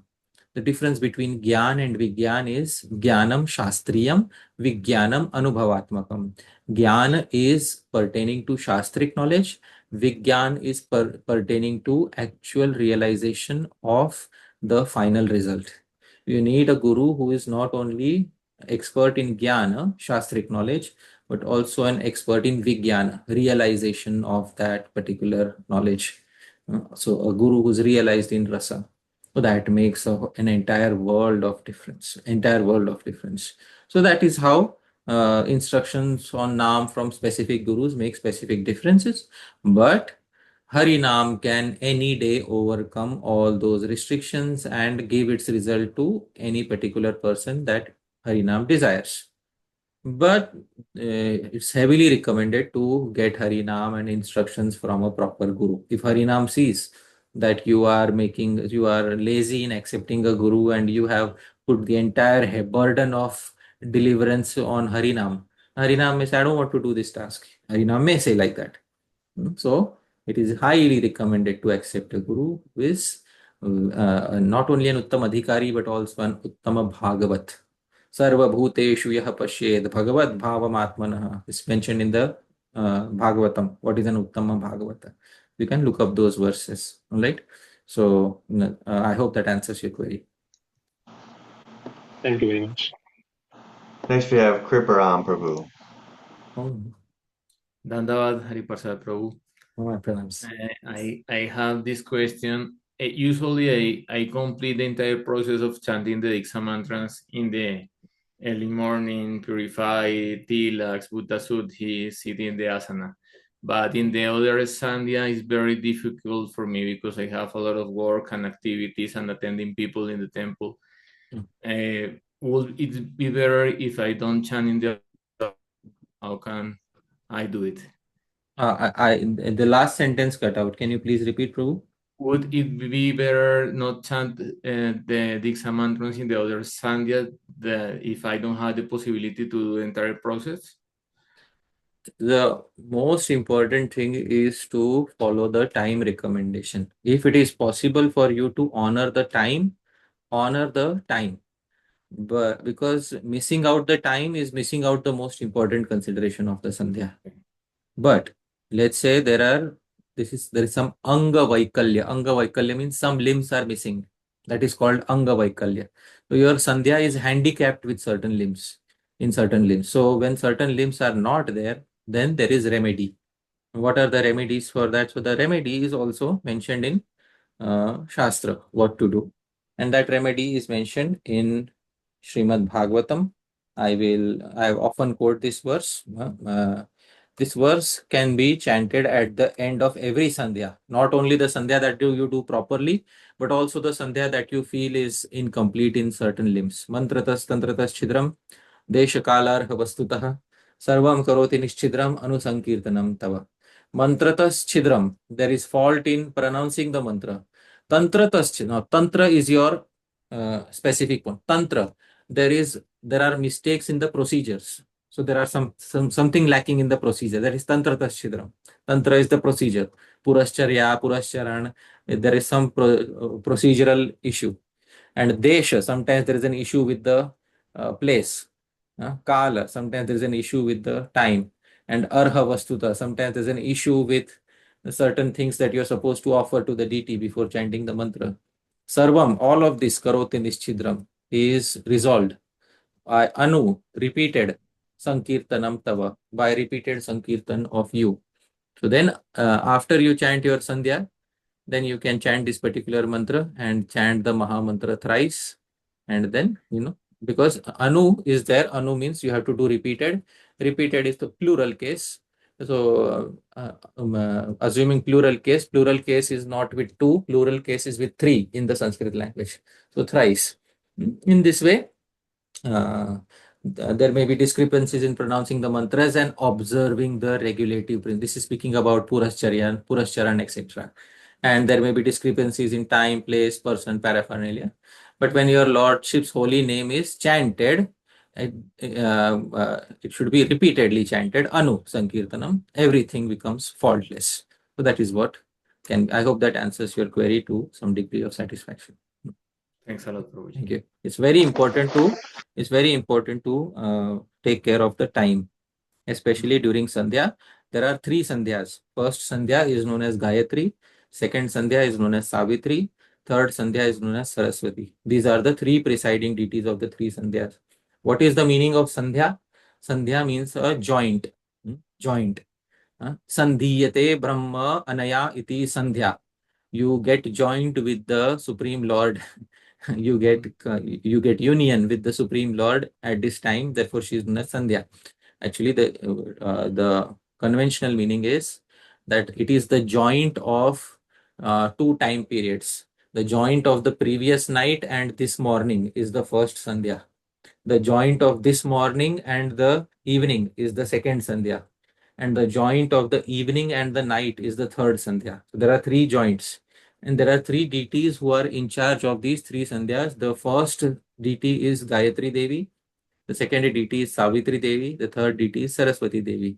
So these deities are rulers of that particular time. And if you miss out the time, you miss out honoring them at that particular time. So honoring that time is of prime importance while uttering your Sandhya. There may be some limbs missing, but you can utter this verse and then chant Mahamantra thrice. So thank you, Prabhu. Hare Krishna. I have a question, Prabhuji. Yeah. If mantras also, or when mantras also contain the names of Bhagavan, why are there such different rules? Why are there such different rules when mantras contain the names of Bhagavan? Of course, mantras do contain the names of Bhagavan, but mantras are specifically mentioned in the Vedas or in the Tantras. And those mantras mentioned in the Vedas or Tantras are not simply containing names of Bhagavan, they are also containing other terms, and then there is also a bija. And that bija, those other terms, the fact that they are mentioned in the Vedas or Tantras, that brings about a whole new set of rules. Because now it's not Harinam alone, it is Harinam in conjunction with bija and in conjunction with the Veda Shastra or Tantra Shastra. So that is what brings about all the difference. For example, I'll give a very similar example. You can take a book of medicinal science from any bookstore, and that book is not aligned to any university. But in case you decide to enroll in a university, you'll have to follow stringent rules of the university.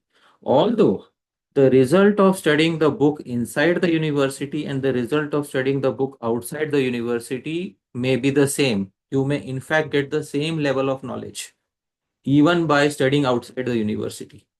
But when you study inside the university, then many stringent rules are applicable. So that is how you can look at it. Thank you so much. Next we have Bhagirath and Doshna. Hare Krishna Prabhuji, Dandvat Pranam. My pranams. So my question is regarding Hari Bhakti Vilas. In general, sometimes we hear from devotees that the Hari Bhakti Vilas has so many rules and injunctions which may not be applicable in this age. And so my general question is, who gets to decide like which rules are applicable, if at all it is correct, which rules are applicable and which may not be applicable? That, Hare Krishna. All right. So sometimes there are some individuals who say that many of the rules of Hari Bhakti Vilas are not applicable in this age. The Hari Bhakti Vilas doesn't say anything like that. The Hari Bhakti Vilas, if there would be a certain rule which is not applicable in Kali Yuga, the Hari Bhakti Vilas would not have mentioned it in the first place. So the Hari Bhakti Vilas is mentioning rules which can be followed even in today's age. The correct statement should be most of the rules mentioned in Hari Bhakti Vilas are not applicable to all individuals of this age. That you can say. But to say that some rule is not applicable to everybody in this age, that is, then why the rule becomes useless? The Acharya's Vani, the Acharya statements become useless. The Acharya statement is applicable to certain individuals, but may not be applicable to all individuals in this particular age. So this is what is the, and then who gets to decide that which is applicable, which is not applicable, depending on the adhikar that is given to you by your guru. If the guru has given you adhikar in Harinam, then only rules pertaining to Harinam, but there are no specific rules pertaining to Harinam. But if the guru has given adhikar in mantra, in worship of a deity, then those rules start applying to you. Then you cannot say, oh, I cannot follow, this is not for Kali Yuga. There are many things for Kali Yuga. All the things mentioned in Hari Bhakti Vilas are mainly for Kali Yuga. That is the reason why the literature was written. But all rules are not applicable for all candidates. That's all. Some rules are also optional. One example I will give. There is Shivratri Vratam. Shivratri is the observance of Bhagavan Shiva's great Mahashivratri. So that Mahashivratri, those who are Shaivas, they will fast for Mahashivratri. But the Hari Bhakti Vilas says, Yadyapi avashyakam nahi. It is not compulsory for a Vaishnava to fast. But still we are giving rules for Mahashivratri here, because if somebody has a family tradition of Mahashivratri and they wish to maintain that family tradition, they don't wish to break that family tradition, because if once a particular generation breaks a family tradition, then the future generations will never be able to take it up easily. So sometimes, some Vaishnavas desire to follow it. The Guru has approved it. So then they may follow Mahashivratri, and these are the rules for following Mahashivratri. They're mentioned in Hari Bhakti Vilas. So that is candidate specific, and the adhikar is given by the Guru. So I hope that answers your query. Two people asked the same question in the chat. We consider Hare Krishna Maha Mantra to be both Harinam and a mantra. So the rules of mantra get applied in the Hare Krishna mantra also, right? Not exactly, because we have had this discussion that the Hare Krishna Mahamantra that we have currently is from the Tantras, not from the Vedas. We have had this discussion that whether the Hare Krishna Mahamantra is a Vedic mantra or Tantric mantra. So it is from the Tantras, and in the Tantras there is specified that there are no specific rules for utterance of the Hare Krishna Mahamantra. Secondly, the Mahamantra which is found in the Veda is Hare Ram first. This has been done in the Siksastakam series. It is Hare Ram first, but the Mahamantra as is found in the Tantras is Hare Krishna first. So this has been discussed. Why is it called a mantra although it is Nam? Why is it called a mantra although it is a Nam? There is something called as Kuru Pandav Nyaya. What is Kuru Pandav Nyaya? The maxim of Kauravas and Pandavas. Pandavas are also Kauravas, but Pandavas also have their separate identity. That is called as Kuru Pandav Nyaya, the maxim of Kauravas and Pandavas. So Pandavas are also Kauravas, but Pandavas have their separate identity. Similarly, Hare Krishna is also mantra, but it also has its separate identity as Nama because it doesn't have any bija. So by Kuru Pandav Nyaya, it also has its separate identity as Nama. So that is the answer to the query. Right? Thank you. Next we have Bhakti Pravina Mataji. My pranams, Prabhu. Thank you so much for enlightening us about Satkriya and misconceptions on Harinam. I find it extremely helpful to learn more about Satkriya and its contrast to Harinams. And in the Upadeshamritam series, you once introduced this prose verse, prose from Hari Bhakti Vilas 8.8.410. That's mantras cha itaha purvam. It is about offering all the karmas into Bhagavan. Yes. Yes, Prabhu. So I wanted to know about this.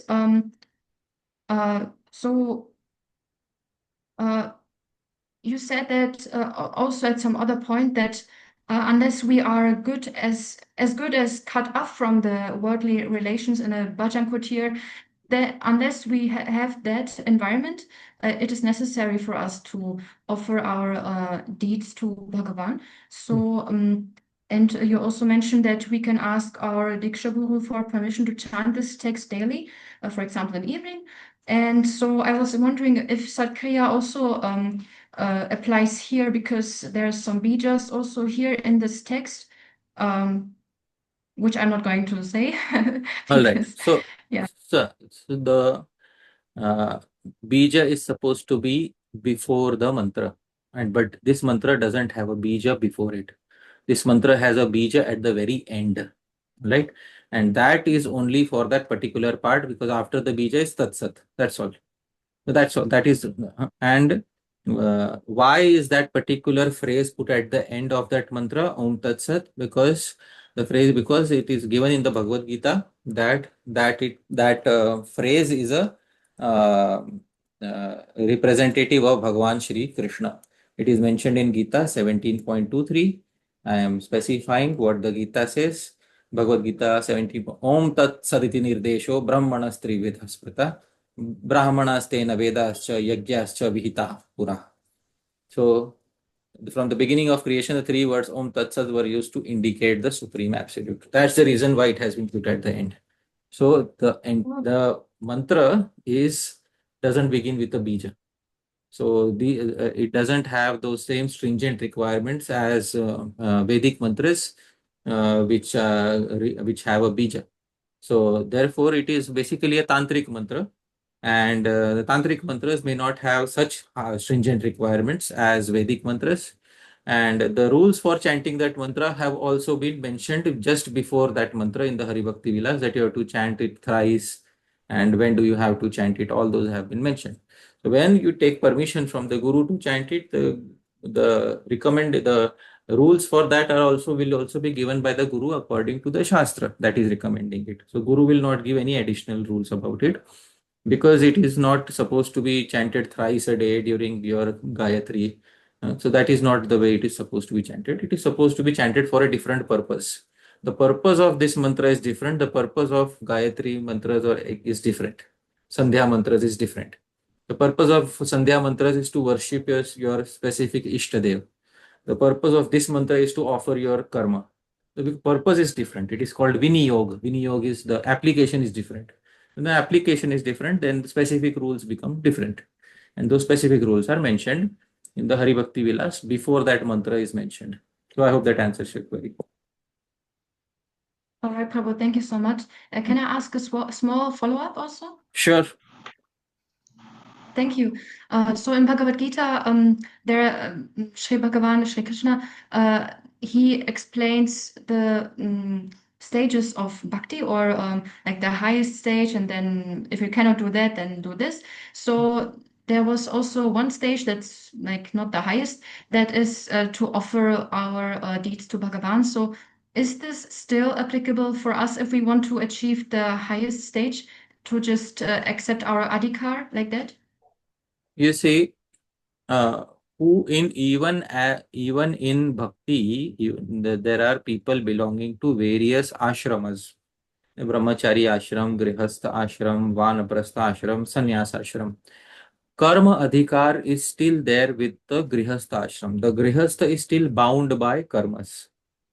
And it is mentioned in Shastra that grihastha ashram is where karma bandhana is still applicable, or where you have the right to perform karmas. In the first verse of the 5th canto, it is mentioned, 5.1.1, it is mentioned that grihe ramatayan mulaha karma bandha parabhavaha. So I'll share the screen. It is about Shri Priyavrat Maharaj. Priyavrato bhagavata atma ramah katham mune grihe grihastashram ramatayan mulah karma bandha. There is bondage of karma in the grihastashram. So translation, it is said, why did Priyavrata remain in household life, which is the root cause of bondage of karma, fruitive activities basically. So the point of quoting this verse is that grihastha ashram is the field for karma adhikar. Now, if you take away all the karma from grihastha ashram, there is no purpose of grihastha ashram remaining. There is nothing remaining in grihastha ashram if all the karma is taken away. And then better that if the sannyasi is one who gives up all karma. All karma has been given up by the sannyasi, they renunciate. So the grihastha has adhikar for karma. Now the Vaishnavas, those who are Vaishnavas, they want to do something with this karma so that this karma doesn't bind them. Now how will this karma not bind them? So when karma pravritti means the tendency, the inclination to perform karma is purified. That time, even though you are performing karma, the results don't bind you. So how do you purify that tendency? So you purify that tendency by offering that karma unto Bhagavan, or offering the results of that karma unto Bhagavan. So as long as a person is in Grihastha ashram, karma is necessary, because Grihastha has Grihastha karma. They cannot get rid of that. But then they can offer it to Bhagavan, and it is still within the category of Uttama Bhakti if it is done in the proper mood. But the best thing is to surpass that ashram gradually, and then to get free from karma, and then to just be directly involved in Swarup Siddha Bhakti, Shravanam, Kirtanam, Vishnu. But that should happen organically, naturally. It should not happen artificially. Somebody still has a desire for karma and they artificially give up their ashram. So that is not going to work in the long run. When it happens naturally, organically, then one can give it up. Otherwise, one can still offer all their karma to Bhagavan and still be situated within the boundary of Uttama Bhakti. And Bhakti is causeless. It may still give the result to a person who is still within the Grihastha ashram. That is the answer to the query. Right? Thank you so much, Prabhu. In the chat, it's asked, generally it is said that our sadhana is not having the strength to give Krishna prema. It is given by those who have Krishna prema. Therefore it is said, take Harinam initiation from Guru. So how to reconcile that Harinam does not require initiation? Like in Vaishnav songs, Krishna se tomar, Krishna tite paro tomar shakti achi. So if we make this as an absolute rule, that no, Krishna Nam cannot give you, then you are putting a restriction on Krishna Nam. The recommendation is you take initiation from a guru, but you can't put a stringent requirement that Harinam cannot give you the result. Harinam can also give you the result, provided Bhagavan agrees, Harinam can give you the result. Last time I specified, Bhagavan agrees, Harinam can give you the result directly. There's no, but usually you need to go through a guru. This heavily recommended to get a Uttam Adhikari, Uttam Bhagavad Guru who can resolve your doubts, who can give you the prema. But sometimes Bhagavan can surpass all these requirements and give directly. So there is no problem in that. So there is an example of the sages of Dandakaranya. It's mentioned in Bhakti Rasamrit Sindhu that they were staying in Dandakaranya, they were performing their bhajan. Bhagavan Ram came to them, personally came to them, and Bhagavan Ram asked them, what do you want? They said, we want to be situated in Madhurya Ras with you. Bhagavan Ram said, it's not possible in this incarnation of mine. Next incarnation, I'll do that. Bhagavan directly gave them. Directly Bhagavan, offered them that particular result. So sometimes you can get a result directly from Bhagavan. Sometimes most of the times you get it from the Guru. So you can't make a rule around it. So that is how we are supposed to understand it. Next we have Sonam. Mataji, yes, Sonam Mataji. Sonam Mataji. Hare Krishna, Prabhu, pranams. Thank you for the class. Prabhu, what you just explained about Krishna, Lord Krishna surpassing this. So, Nectar of Devotion, Srila Prabhupada writes that unless one is initiated, the actual devotional service has not even begun. So, but as you explained, the way to reconcile these two things is if Krishna is involved directly, then he can surpass that. When we read one particular statement from Srila Prabhupada, and we don't read another statement from Srila Prabhupada, or one statement from Shastra, but another statement from Shastra, then it may happen that we may end up taking sides with one statement. Let's read another statement from Srila Prabhupada's translation itself. Mataji, you yourself read this particular highlighted section of Chaitanya Charitamrita translation of Srila Prabhupada. Chanting the holy name does not depend on initiation. Oh, wonderful. So now you saw another statement from Srila Prabhupada. You might have read the statement in Nectar of Devotion, but this is from Chaitanya Charitamrita Madhya Leela 15.110. The verse is by Shri Lakshmidhar from Bhagavan Nam Kaumudi. Any utterance of Bhagavan's Nam does not depend on initiation, which means in a specific case, Bhagavan's Nam can give the result even without initiation. Even without initiation, it can give that result.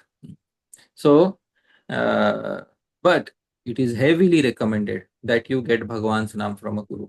That's how these two things are reconciled. right? Just because Bhagwan's Naam can give result without initiation does not mean that I will not take initiation. It is recommended to take initiation because that helps a lot. You can build a computer by purchasing a book from the market and reading the book, and you can assemble your own computer, but it's heavily recommended that you first go to an expert and learn how to build a computer. It saves your time, saves your effort, saves your frustration, and it saves a lot of things for you.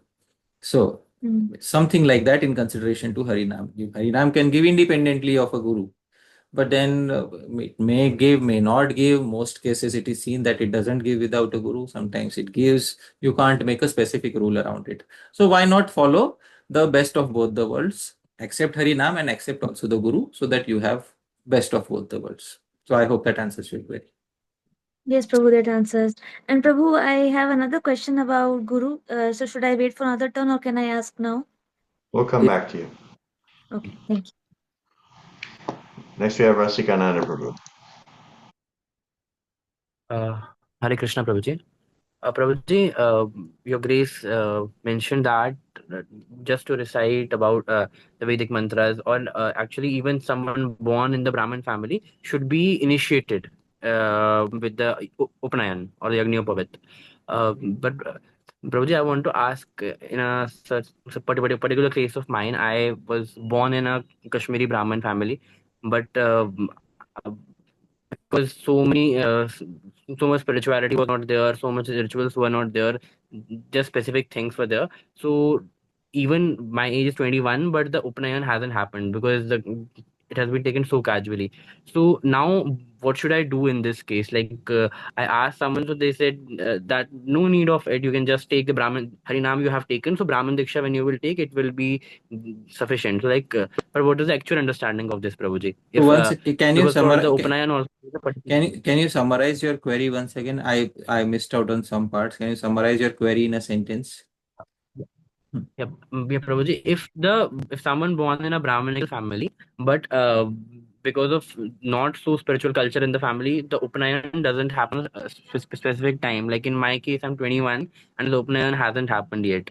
So then what should be done, Prabhuji? Should I just directly take the Brahmin initiation, or is there any other way, Prabhuji, of it? Right. So in Shastra, there is a specific term, Vratya. Vratya.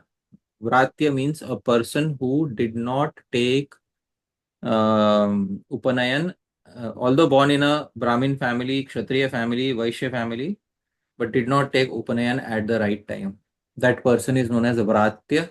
Vratya means that person does not have eligibility to perform any Vedic karma. Now, there are literatures for that. There is a literature which I had scanned some time ago and I had uploaded it. I will show you a copy of that particular literature. It's called Vratyata Prayaschitta Nirnay and Vratyata Shuddhi Sangraha. So what is Vratyata? Vratyata is the condition of becoming a Vratya. What is a Vratya? A Vratya is a person who did not take initiation at the proper time and second, from family considerations. So this is Vratyata Prayaschitta. You need to, from family customs, some Prayaschitta, some atonement is expected according to traditional Smarta Vidhi, according to traditional Smarta Brahman Vidhi. This is Vratyata Prayaschitta Nirnay. But when you're on the path of bhakti, atonements are not needed. Really speaking, from a bhakti consideration, atonements are not needed. But this is from a karma consideration, and this is from a very learned personality, Shri Nagesh Bhatt, one of the most learned Sanskrit grammarians ever to have occurred on this planet.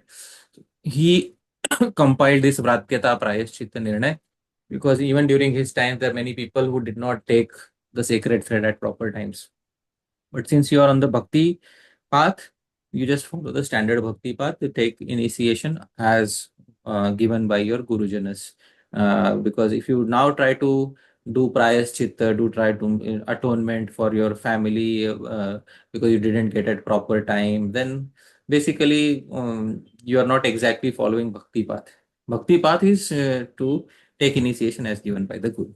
That is what it is. Otherwise, the technical name is Vratya, a person who did not take initiation at the proper age.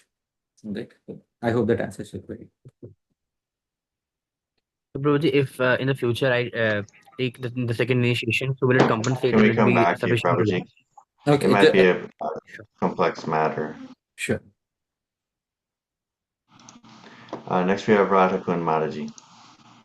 Prabhuji, in the rules for pronunciation, you have mentioned, you have brought up the quote from Madhurya Kadambini, where he talked about the pronunciation of Vedic mantra. So, Vedic mantra devoid of proper accentuation or syllable is uttered in vain and it continues. And does this also apply to the second initiated Gayatri and Brahma Gayatri mantras too, Prabhuji? Of course, Brahma Gayatri is from the Vedas. Why would it not apply to Brahma Gayatri?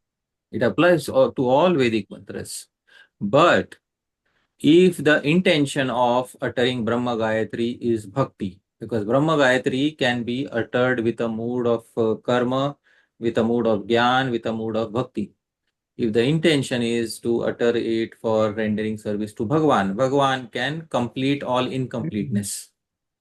So, therefore, it is very important that those who are on the path of bhakti, those who have received this Brahma Gayatri on this path of bhakti, they should ensure that the chanting of Brahma Gayatri is mainly for devotional purposes. And it is not for any other purposes. They don't, because if you want to have karma adhikar, eligibility for karma yoga, for karma kand, then you will need to follow the stringent rules of karma kand, and that will become impossible. Actually, according to rules of karma kand, ladies and shudras, dvijabandhus I quoted, are not allowed entry into the Vedic mantras. I quoted that from Srimad Bhagavatam.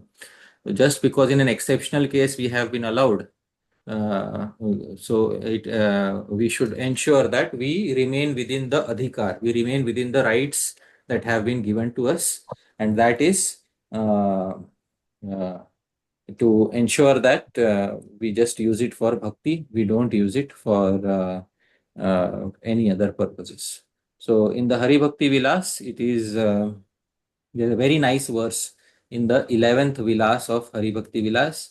I will pull out this particular verse from the 11th Vilas of Hari Bhakti Vilas, where it is specified. I will Nyunam Sampurnatam Yati Tam Vande. Yes, here it is.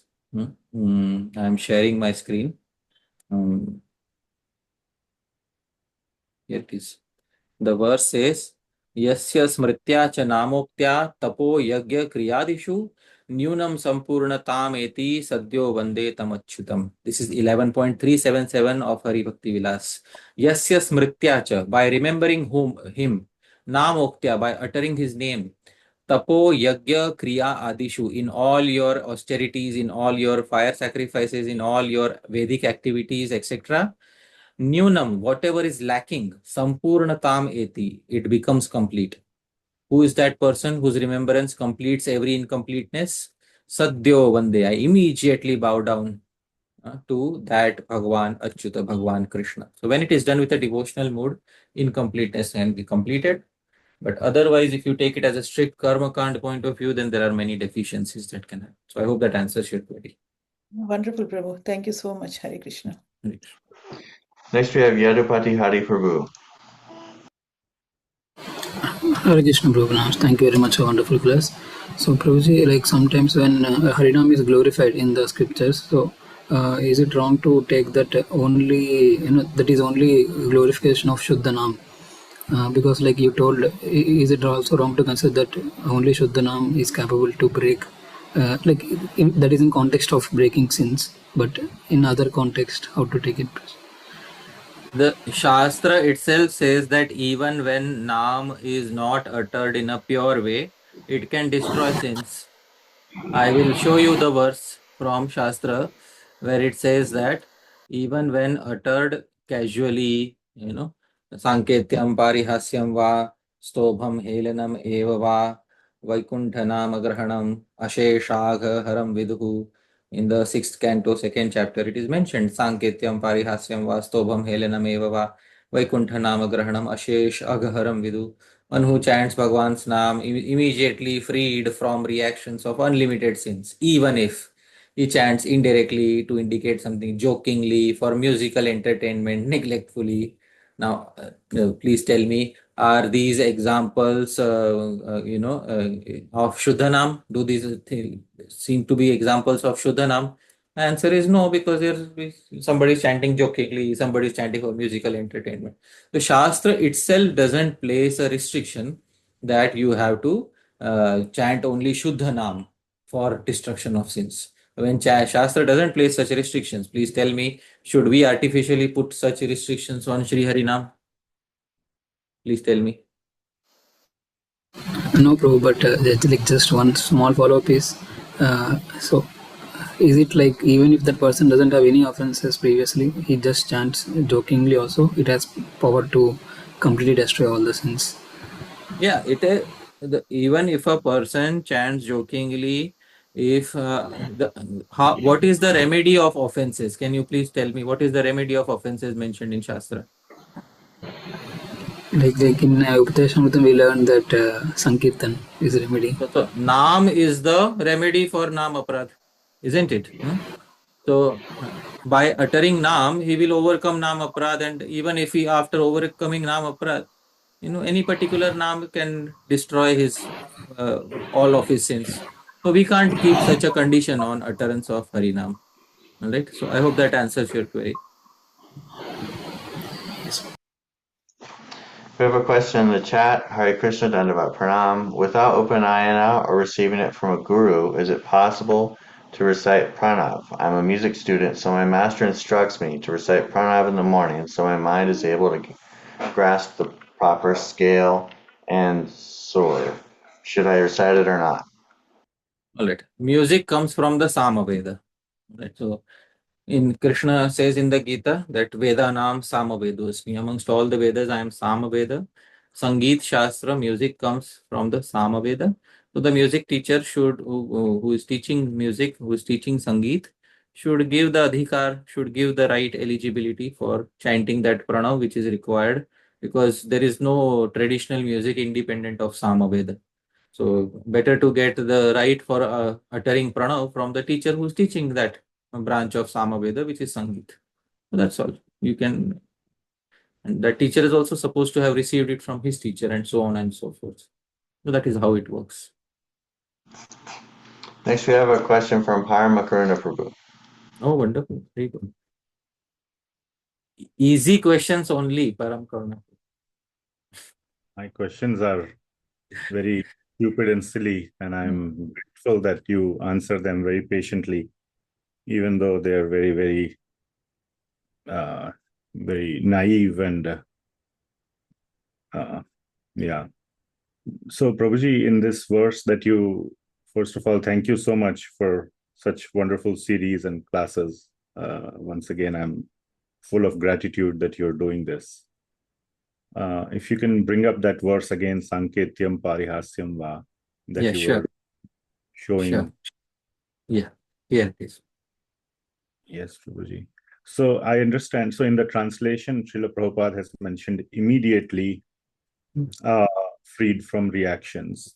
I understand it's not in the Sanskrit. Please correct me if there is some grammatical aspect in the Sanskrit that mentions it. But my understanding is it's not there, and that's fine. Srila Prabhupada is giving kind of a bhavartha in the translation, and that is perfectly acceptable to me. My question to you is that, is there a specific verse or somewhere else in the Shastra where this aspect of immediacy is there with taking the name? Of course. And what is the limit, or what is the extent of that immediacy? Like you were discussing yesterday about the petals being pierced, and it's in the Shri Bhakti Rasamrit Sindhu.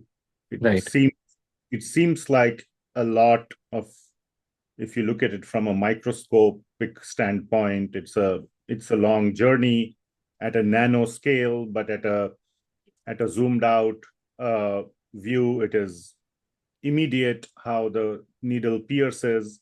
Yeah. That concept is a little unclear to me fully, how to understand the immediacy of the Klesh Agni aspect of bhakti or harinam or other limbs there? Sure, sure.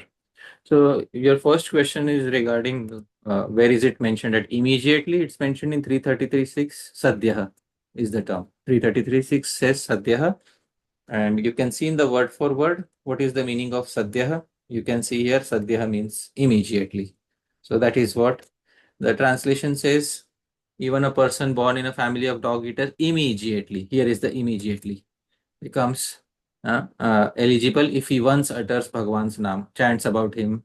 And where is the once mentioned?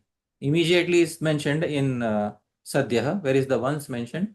The once is no, it is not Sakrit. It is Kvachit at any one point of time. Kvachit. In Hindi, it's a kabhi bhi, kabhi. So Kvachit. So at any particular point of time. So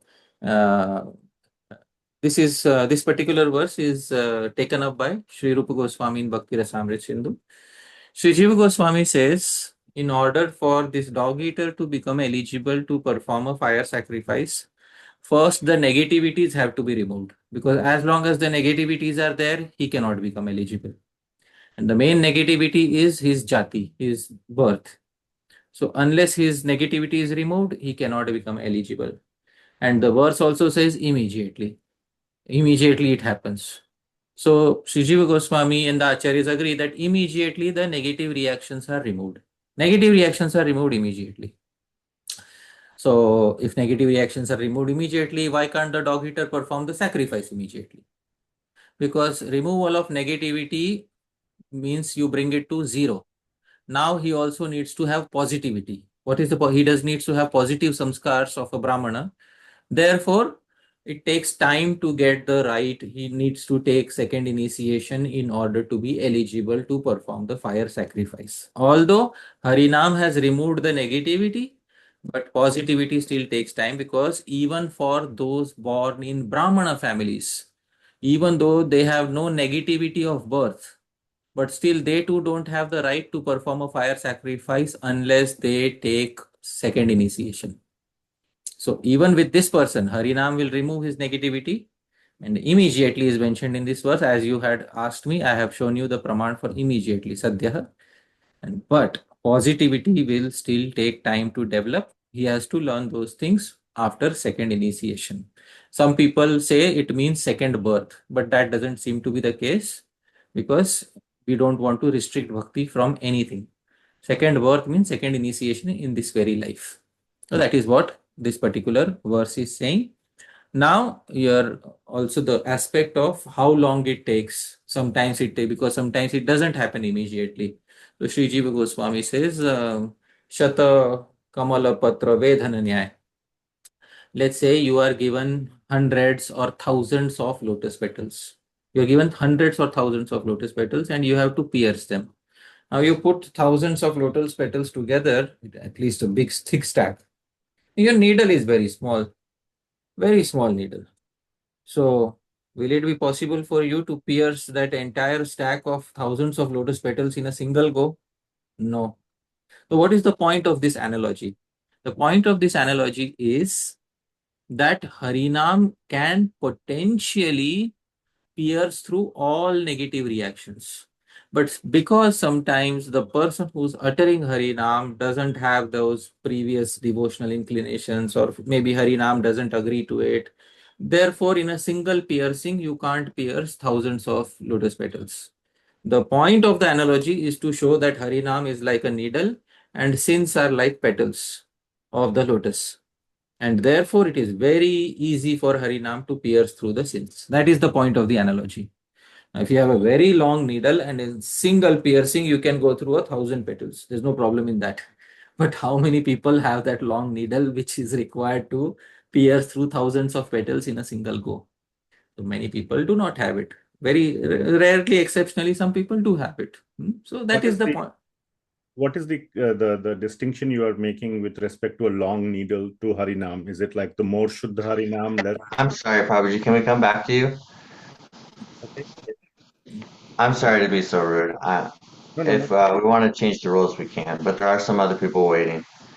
The devotee who was in music classes, he says, Prabhuji, I don't have access to someone who has the adhikar to Samaveda, but I can't stop learning music also. In that case, should I refrain myself from chanting Om? All right. So there is a teacher who is teaching you, right? So why not first ask the teacher? If you are learning without a teacher, then better to learn from a teacher and get the adhikar from a teacher. If you're learning from YouTube videos, it's better to take a teacher. So that's what I would recommend. Let's go to the next query.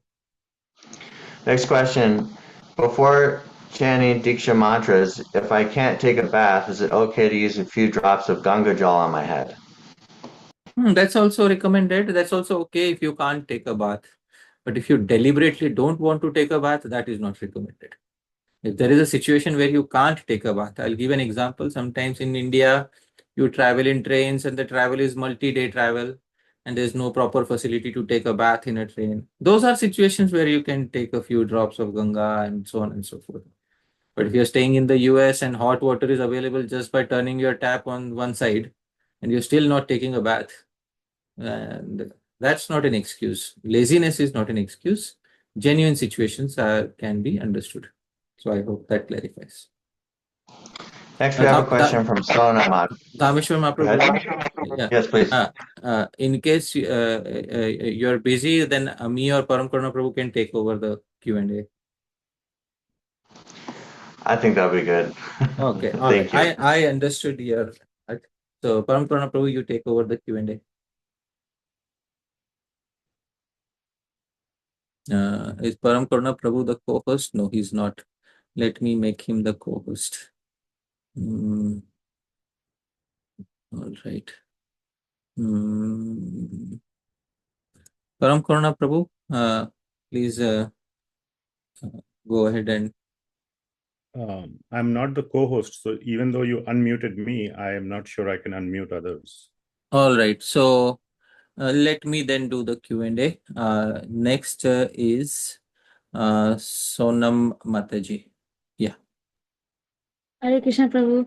Prabhu, my question is about Guru. Like when I listen to Gurus, everybody is nice and they're all talking, right? So how do we choose a Guru? Are there any verses or any instructions from Goswamis that you can share or some practical tips that will be very helpful?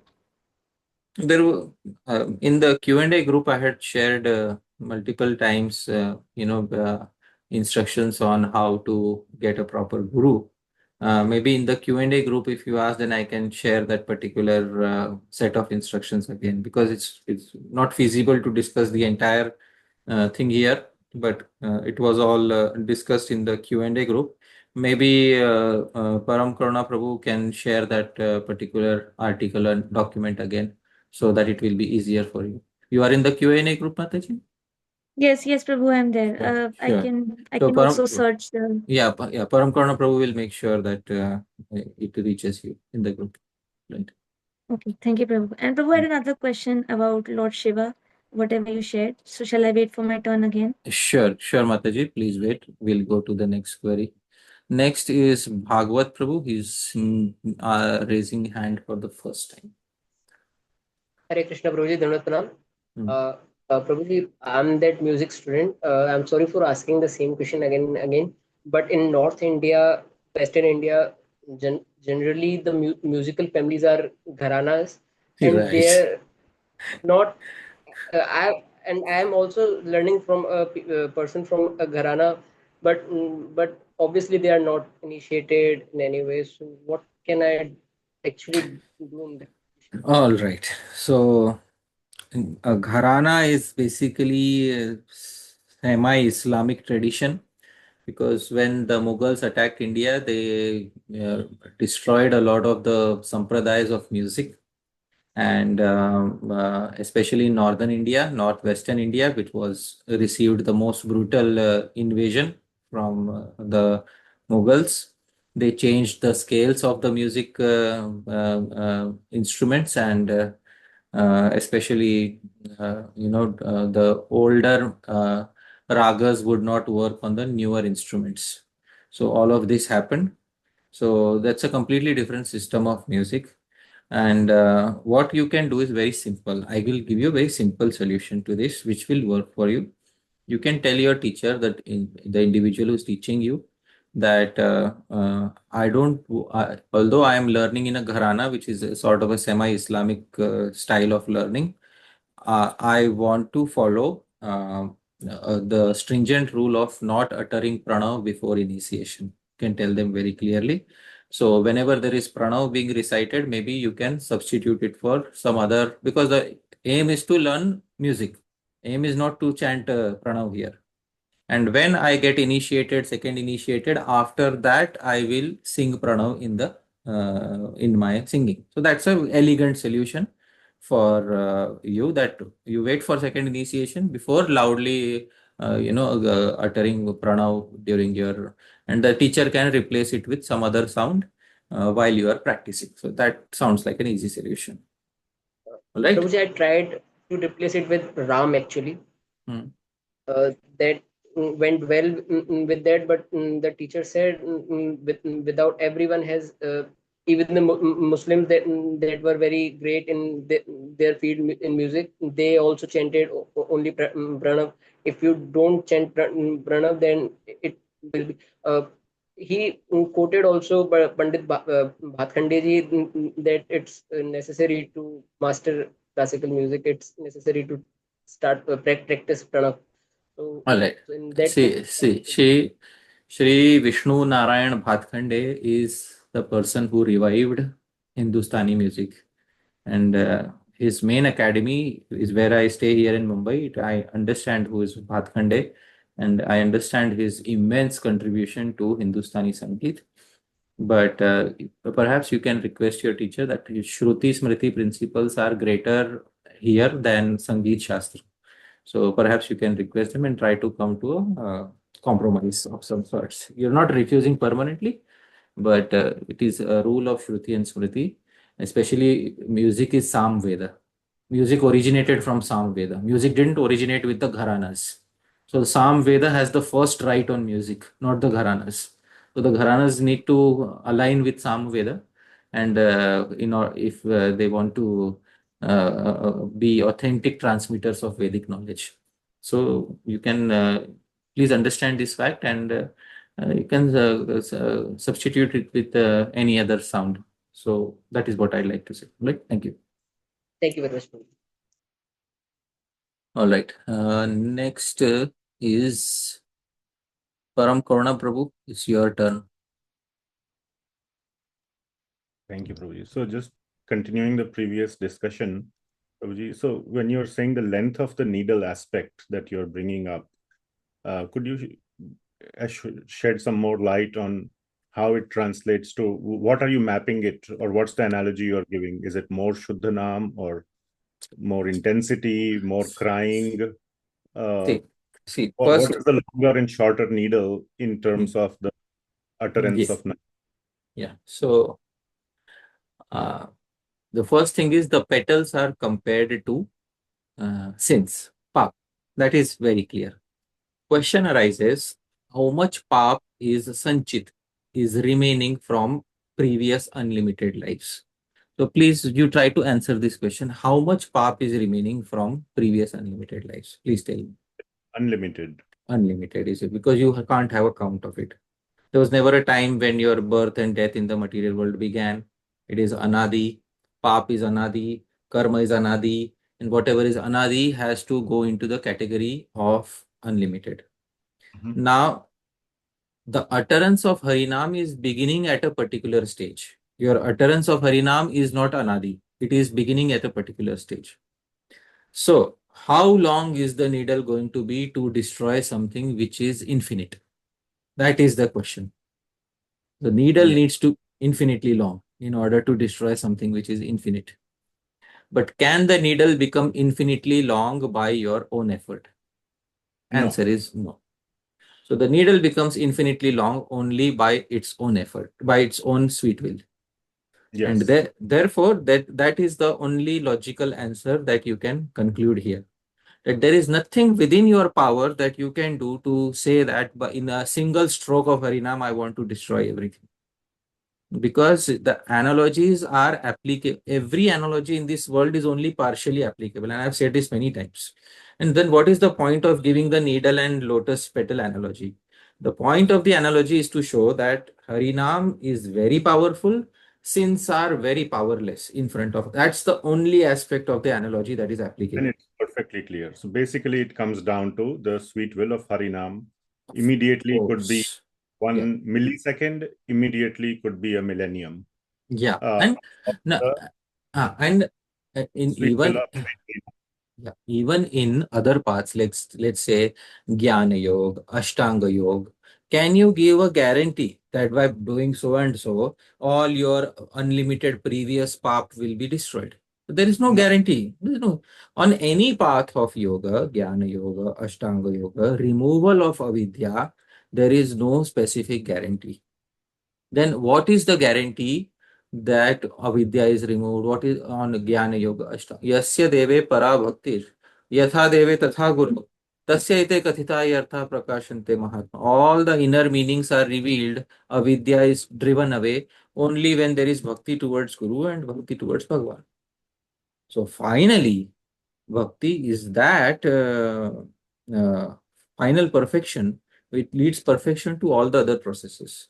And the other processes don't give result unless bhakti is there, present, at least bhakti towards Guru and ideally bhakti towards Bhagavan. So that is very clear. So whether you're for, it's not that, oh, Harinam is it's on its own sweet will, so it becomes so uncertain, so what to do? That dejection should not come over us. Because the other alternatives that you have are similar in this regard. They won't give perfection without bhakti. Karma, Ashtanga Yoga, Jnana Yoga, etc. won't give perfection without bhakti. There is no element of dejection here, but just to understand the So process. So but sorry, go ahead. So the analogy is only applicable in two specific ways. One is to show that Harinam is very strong and sins are very powerless in comparison to Harinam. And the second is to show that a short needle cannot pierce thousands at once. So if Harinam manifests only a small potency, it will take time to destroy those sins. That's all. These are the two aspects in which the analogy is applicable. This length of needle aspect, is it mentioned somewhere by previous acharyas, Prabhuji? It's only because indirectly in kinchit kala vilambo gaya, it's a Shri Goswami says some time is required.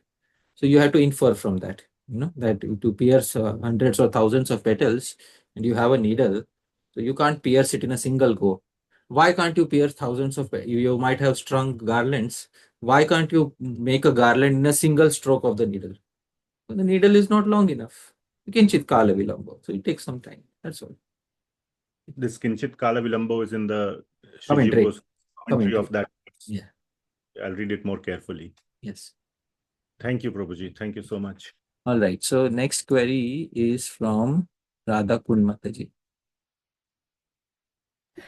Prabhuji, thank you so much for the wonderful answers. Prabhuji, in today's presentation also you have mentioned about Samaveda, and earlier also when you were talking about the glories of the, the holy name, you brought about the quotes from the Rigveda also.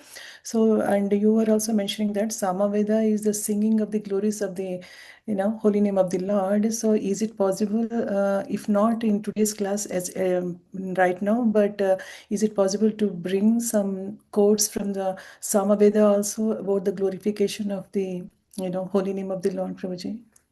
No, I have specified from the Rig Veda many times in the Śrī-Caitanya-Śikṣāṣṭakam, also in the Upadeshamritam. That there are quotes from Rig Veda about glorification of Bhagavan's name. There are many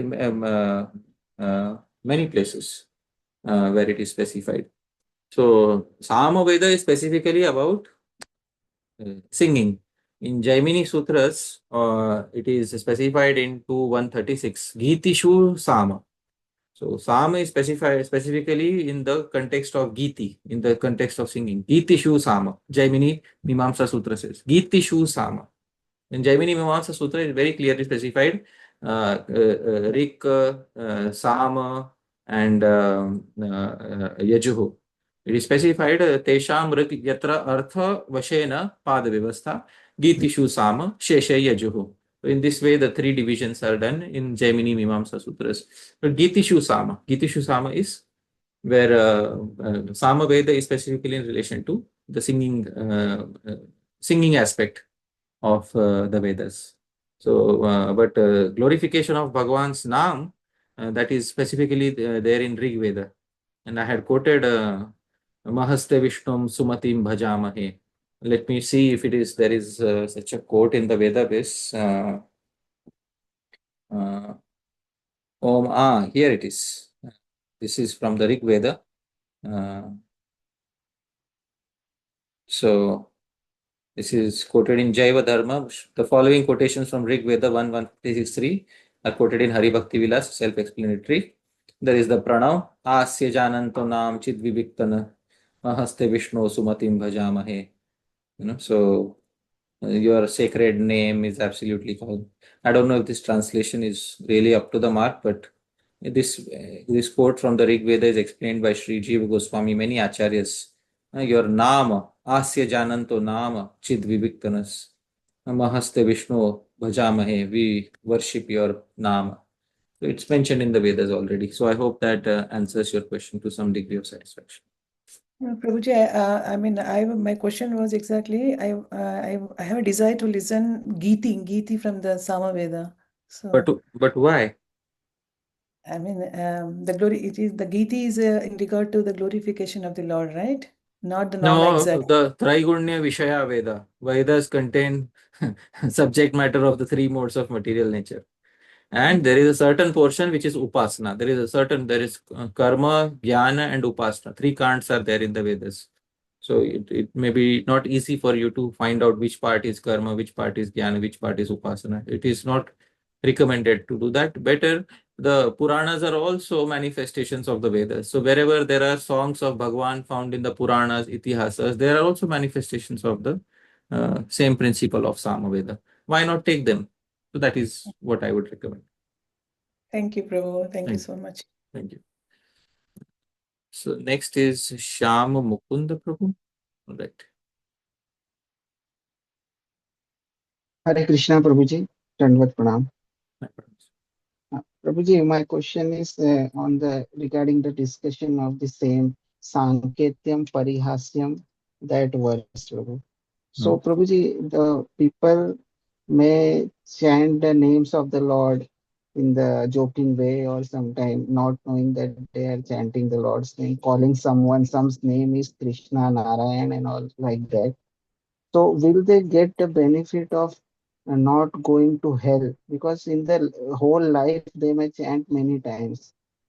So will they get this benefit of not seeing the hell? But see, Shastra says, and there are many quotes in Shastra, that those who chant Bhagavan's Naam never have to see the hellish planets. At the same time, all the results pertaining to Harinam are about subject to the sweet will of Harinam. Ajamil chanted his son's name throughout his life, not only at the moment of death, throughout his life. He might have named his son Narayan. He might have called him Narayan so many times. Why did the Yamadutas come to him at the moment of death? Yes, correct. Isn't it? But the name uttered at the moment of death, in the case of Ajamil, I am speaking only in the case of Ajamil, the name uttered at the moment of death was with such love and affection and attachment that Harinam decided to give its mercy, even though it was not addressed to Hari. It was addressed to his son. So all these results, you will not see hell, you will get this, you will get that, you will get liberation, are subject to the sweet will of Harinam, because Harinam is it is Purnaha Shuddha. It is an independent personality. So these results are given mainly by Shri Harinam's sweet will. And you cannot say that now because I chanted once, so Harinam must give me a guarantee. No, that you can't take a oath or guarantee from Harinam about this. It is dependent on the sweet will of Ram. So I hope that answers your query. Yes. Thank you, Prabhuji. Next is Sonam Mataji. Hare Krishna, Prabhu. Thank you very much for answering our questions. Prabhuji, just one last question about Lord Shiva. You mentioned that taking one utterance of Lord Shiva's name destroys sins. So, Lord Shiva himself is a Vaishnava, and he says that only Lord Vishnu is the giver of liberation. So, my limited understanding was only Vishnu can eradicate sins. But this was actually new to me that even Lord Shiva's name can. So can you elaborate on this? Did you not see the praman about Lord Shiva's name eradicating sins? I can go back to the recording and see that again, Prabhu, if I missed, because I was hearing it. All right, so here is the praman so that you can quickly have a look. This is 4th canto, 4th chapter, 14th verse. Yadvyaksharam nam agireritam nranam sakrit, only once. Prasangad agama shubhanti tat pavitra kirtim tamalange shasanam bhavanaho dveshti shivam shivetara. Please read the translation, Mataji. Sati continued, my dear father, you are committing the greatest offense by envying Lord Shiva, whose very name consisting of 2 syllables, Shri and Va, purifies one of all sinful activities. His order is never neglected. Lord Shiva is always pure, and no one but you envies him. So please tell me, can Bhagavan Shiva, one name of Bhagavan Shiva purify you of all sins? Yes or no? Yes, Prabhu, it can. So, that's all. My question, yes. Okay, so Prabhu, when Lord Shiva says that only Vishnu is giver of liberation, so I was thinking, how do I connect these two? See, Bhagavan Shiva and Vishnu are non-different, considered non-different from each other. So whenever Bhagavan Shiva also offers liberation, we see the aspect of non-difference between him and Vishnu. It's as if Vishnu has given liberation. That's how we see it. Right? Okay. Thank you. Thank you, Prabhu. Hare Krishna. Hare Krishna. So there is next is Kanai Sundar Prabhu. Hare Krishna, Prabhuji. My pronouns. Yeah, please accept my pronouns. Prabhuji, it's like a follow-up of a question I had asked in one of the previous sessions where you emphasized chanting the pranav beginning with akar. So I had inquired, and then you had presented pramanas from Vishwanath Chakravarti Thakurpad that A was Krishna and U Radharani and Ma the Jiva, the servant of the two. So, but then the rule of Vyakaran that as in Harinamamrit and then also Panini Sutras, that these Udvaya, that's there. So, so how do we understand this? Because your emphasis was that we should begin from A and not O. So, what exempts this particular rule from not being applied here, Prabhuji? See, the first thing here is whether when you utter this particular Pranavadvani, when Pranavadvani is uttered, some people say that the first syllable is Akar, the second syllable is Ukar. So Akar and Ukar, when they combine with each other, it becomes O. Akar plus Ukar becomes O. And because of this, then what happens is, then why not just say O? Why say Akar separately and Ukar separately? Vaishnav consideration is Akar refers to Vishnu, Ukar refers to Shri. Now question is, do you want to keep Vishnu and Shri, do you want them to become non-different, or do you want their presence to be felt distinctly within the utterance of Omkar? So please tell me, what do you want to see? Non-difference or difference between Bhagavan and Shakti?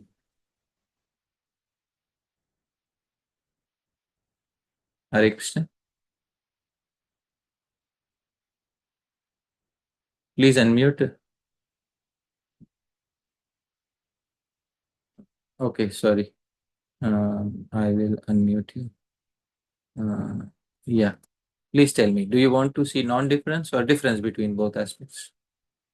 Yeah, as an aspiring Vaishnava, it would be to see the difference, Prabhuji.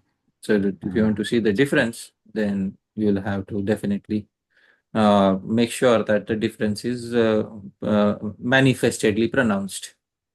And if you wish to see non-difference, then you can merge both the syllables.